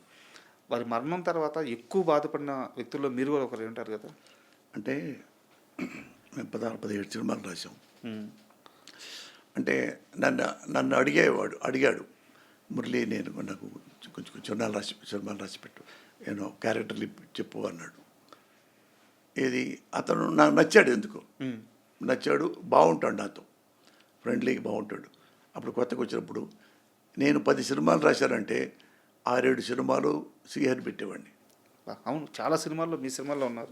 చిరంజీవి గారి సినిమాలు బజార్లో పెట్టించి మళ్ళీ పైతరబద్దంలో పెట్టించి ఇలాగ పని పెట్టి మళ్ళీ పెళ్లి చేసుకుందాలో మళ్ళీ ఇంకో సినిమాలో ప్రేస్ రావే సినిమాలో అన్నింటిలో పెట్టేవాడిని. పెట్టిన తర్వాత ఆ హీరో ఇస్తున్నారు మహేంద్ర గారు అంటే, అది వాళ్ళు డబ్బులు ఇవ్వలేరు కదా, చిన్నపై కదా అంటే, ఏముందే నేను ఆ సబ్జెక్ట్ నేను ఎంత రాయాలో రాసి ఇచ్చేస్తానండి. ఆ చాలా సీన్లు అన్నీ ఇచ్చి ఫ్రీగా ఇచ్చేవాడిని. కోర్టు సీన్లు, ఆ సీన్లు, వేరు సీన్లు, పోలీస్. దేవా అయితే హిందీ సినిమా చెప్పేవాడిని, దీన్ని పట్టుకొని చేసుకోండి, ఇందులో సబ్జెక్టులు అన్నీ బాగుంటాయి సీన్లో అని అవి ఇచ్చా. ఆ తర్వాత అదేమన్నాడు, మురళి వాళ్ళకి ఇవ్వటం దానికి నువ్వే రాయొచ్చు కదా అంటే, నీ అంత అప్పుడులో 10-15 లక్షలు. అప్పుడు ఒక సినిమాకి మీరు తీసుకొని నీ పేరు మీద నేను కథా మాటలు రాస్తే నా హీరో చెప్తే కొద్దిగా పైకి వస్తాను నేను, అవి చిన్నవి కదా అంటే, అప్పుడు సాంబయ్య అంతే ఫోటోస్ ఎంత ఇవ్వలే అంటే, ఏమొద్దులే అని చెప్పి నాకు 2 లక్షలే కూడా చాలన్న. శ్రీహరి గారి కోసం ఇదంతా ఓన్లీ శ్రీహరి 15 లక్షలు తీసుకోవాలి అప్పుడు. 2 లక్షలే తీసుకొని కథా స్క్రీన్ ప్లే మాటలు, అందులో మళ్ళా వేరే డైరెక్టర్కి ఏదో ఇదైతే మళ్ళీ రిషూట్లు కూడా నేనే చేపించి కూర్చోబెట్టి అది పెద్ద హిట్ అయిపోయిన తర్వాత నువ్వే సినిమా చేసుకో మురళి, నువ్వే ప్రొడ్యూస్ నువ్వు చేసుకోలేదంటే, అట్టొద్దు ఇలాగే ఉందాం మనం, నేను రైటర్కి అలాగే ఉంటా, నువ్వు ఇలాగే అలాగే ఉంటే ఇంకేవద్దని అట్లా 17 సినిమాలు చేసి భద్రాచలం కానీ అయోధ్య అన్ని రామయ్య కానీ లాస్ట్ అన్ని సినిమాలు నేను చాలా. చూసాను సార్. ఈ ఇంటర్వ్యూకి వచ్చే ముందు ఆయన వికీపీడియా మొత్తం చేసే సినిమాలు మొత్తం చూస్తే శ్రీహరికి ఒక షేప్ ఇచ్చి, అంటే ఆయన సినీ కెరీర్కి ఒక షేప్ ఇచ్చి ఆయన్ని ఆర్టిస్ట్గా నిలబెట్టి స్టార్గా చేసిన ఆ 2 చేతులు మీవే, మీ పేరే కనిపిస్తుంది. ప్రతి సినిమాలో మీ పేరే కనిపిస్తుంది. బట్ అయితే ఒకటి శ్రీహరి లేదు. శ్రీహరిలో ఉన్న గొప్పతనం, ఒకడిని నమ్మితే జీవితాంతం అలాగే నమ్ముతాడు. అంటే పోసాని అంటే ఇష్టం. పోసాని కథ చెప్పి అరగంట కథ చెప్పి వెళ్ళిపోతా.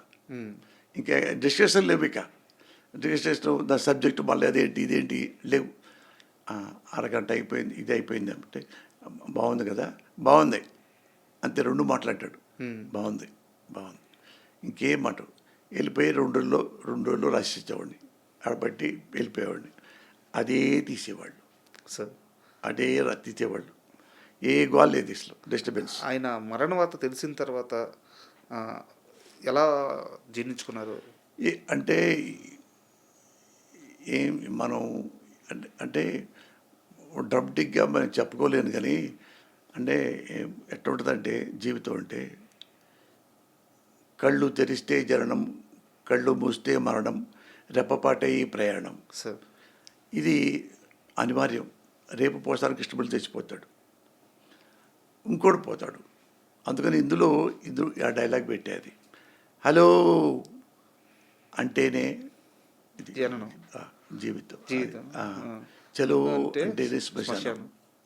అది దీనికోసం ఇందుకురా ఎంత బాధపడతారు. ఇప్పుడు ఏం సాధించాల్సిన ఎప్పుడు ఎవ్వరు నేను సాధించాను ఇది అంటానికి ఏమి లేదండి సార్. మీరు ఇప్పుడు వచ్చేది ఒక చీమలు గూడు పెట్టి వెళ్ళిపోతుంటాయి, ఇంకో చెవు పెడతా ఉంటాయి, ఇంకో చెల్లి పోతూ ఉంటాయి, ఇంకోళ్ళు పెడతా ఉంటాయి. మనం అంతే, ఈ రాసుకుంటూ వెళ్తుంటారు, పోతూ ఉంటాం, మళ్ళా వస్తూ ఉంటాడు ఒకడెవడు, మళ్ళీ ఇంకోటి రాస్తూ ఉంటాడు, మళ్ళీ పోతూ ఉంటాడు. అంతప్పుడు నేను చచ్చిపోయాడు కానీ అయ్యో చచ్చిపోయాడే అంటానికి నేను అనుకోని 90%. మా నాన్న విషయంలోనే, మా అమ్మ విషయంలో ఒకసారి నాకు కన్నీళ్ళు వచ్చినాయి. అంటే ఈ మంచోడే అన్యాయం చచ్చిపోయాడే అంటే చావడానికి టైం ఉంటుంది. అంతే కదా సార్. మనం వెళ్తున్నాము, ఇప్పుడు నేనున్నాను, చచ్చిపోయిన పెద్ద ఇష్యూ కాదు ఇది, 60+ అన్నా కానీ.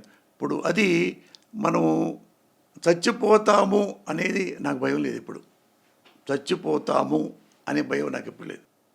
Very cool.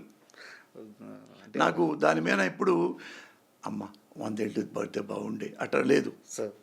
అంటే అన్నీ సాధించుకున్నా షార్ట్ టైంలో అన్నీ సమకూర్చా. ఇక నేను చేయాల్సిందే లేదు. అందుకని మంచి పనులు ఉంటే చేయటం. సార్, అయితే ఒక హీరోతో మాత్రం మీకు అమితమైన స్నేహం, అమితమైన ఇద్దరి మధ్య మంచి పరిచయం కానీ స్నేహం కానీ మొత్తం ఉంది. ఎప్పుడు ఎక్కడ బయట పెట్టలేదు మీరు హరికృష్ణ గారితో. హరికృష్ణ గారికి పడిన ప్రతి సక్సెస్ మీరు రాసిందే డైలాగ్స్ అన్ని. అవును. పైగా ఇద్దరి మధ్య మంచి బాండింగ్ ఉంది. లాయర్ కూడా రాశా. లాహిర్ అవును. సీతయ్య కానీ మీరంటే భలే ఇష్టం అంట ఆయనకి. ఫ్రెండ్, అదే ఫ్రెండ్షిప్. ఆయన ఏ పోసానే అంటాడు అన్నా.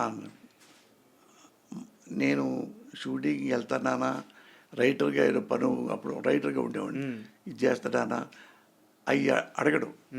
పోసానే పద మన లక్ష్మీ దగ్గర అదో పేరు ఉంటుంది, ఆవు పేరు, ఆ పేరు వాడికి వెళ్దా పద. ఆయనకి ఇష్టం ఆవులు అంటే. ఇక సీనులు లేవు, పుస్తకాలు లేవు, ఏవి లేవు, ఆయన కూర్చోటమే. అంటే అంత ఇష్టం నాకు. ఆయనకి నేనంటే ఎంత ఇష్టం. ఎక్కడికి వెళ్ళడు అతను, ఎవరికి వెళ్ళడు. ఇంటి దగ్గరికి వెళ్ళటం కానీ చాలా చాలా ఆత్మగౌరవం ఉన్న మనిషి. అంటే అన్న మా ఇంటికి రాడు, ఇది అడుగుకుంటున్నావా, వెళ్దాం పదా, రావా అంటావేంటే, వెళ్దాం పదాను పదా, ఇంటికి వెళ్దాం.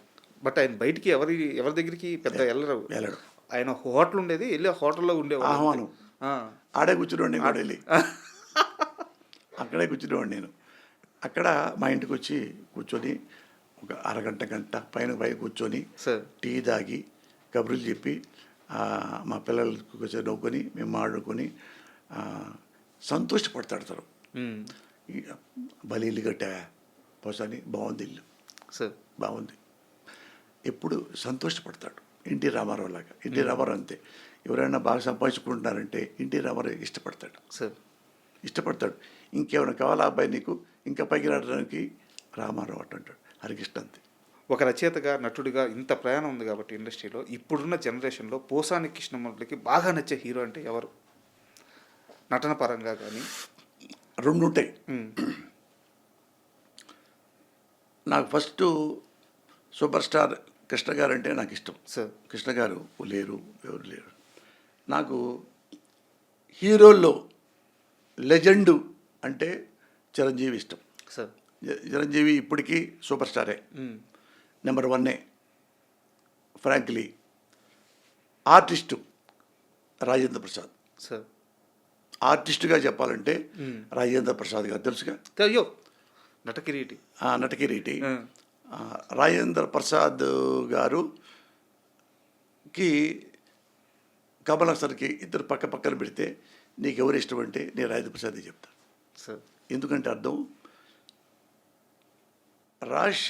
రాజేంద్ర ప్రసాద్ బిహేవియర్ ఎట్లా ఉంటుందంటే, ఇప్పుడు కామెడీ సినిమా, కామెడీ సీన్ తీశారు, ఇది కామెడీ సినిమా అంటే కామెడీ అయిపోయింది, కానీ వెంటనే మినిట్లో స్పాట్లోకి వెళ్ళి కామెడీ చేసేస్తాడు. కూర్చుంటాడు, బజ్జీలు తాగుతాడు, టీ తాగుతాడు ఏదో అనగానే, సార్ ఇది కన్నీళ్ళది, ఓ అమ్మ చనిపోయిన సీన్ కూడా ఇవ్వాలి పెట్టారా, ఇది అమ్మ సీన్. అక్కడికి వెళ్ళంగానే చచ్చిపోయింది సార్ మా అమ్మ, వెంటనే వేరియేషన్, చచ్చిపోయింది సార్ మా అమ్మ, ఎందుకు చచ్చిపోయింది సార్ మా అమ్మ. అసలు ఏమీ మాట్లాడకుండా ఏడిపిస్తాడు. సార్ ఏమీ మాట్లాడకుండా. కమల్ హాసన్ ప్రిపేర్ అవ్వాలి యాక్టింగ్ చేయడానికి, ఇతను ప్రిపేర్ అవ్వడం, ఇన్వాల్వ్ అవుతాడు. రాజేంద్ర ప్రసాద్లో ఉన్న గొప్పతనం అది. సెకండ్లో అలాంటి ఆయన నన్ను చూస్తే నన్ను నవ్వుతాడు. ఆయన సీన్ పెట్టాము, ఆయన బెడ్ మీద ఉన్నాడు హాస్పిటల్లో, నేను కూర్చొని ఏ సార్ బాగున్నారా, తగ్గిందా, ఈ మాట చెప్పడానికి అటు చూడంగానే పెద్దగా నవ్వాడు.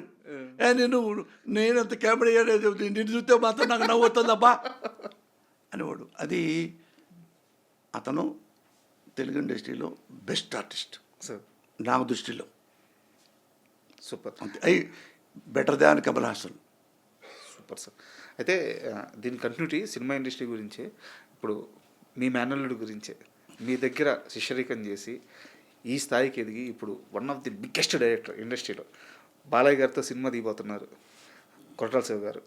సో మీ అల్లుడి ఆ ప్రయాణం, ఆ సక్సెస్ చూస్తున్నప్పుడు, మీ మేనల్లుడి సక్సెస్ చూస్తున్నప్పుడు ఒక మేనమావగా ఏనిపిస్తుంటుంది? ఎందుకంటే మేనమావ అంటే మరో తండ్రి అంటారు. కాదు, ఇప్పుడు హిట్లు ఫ్లాప్ రెండు ఉంటాయి.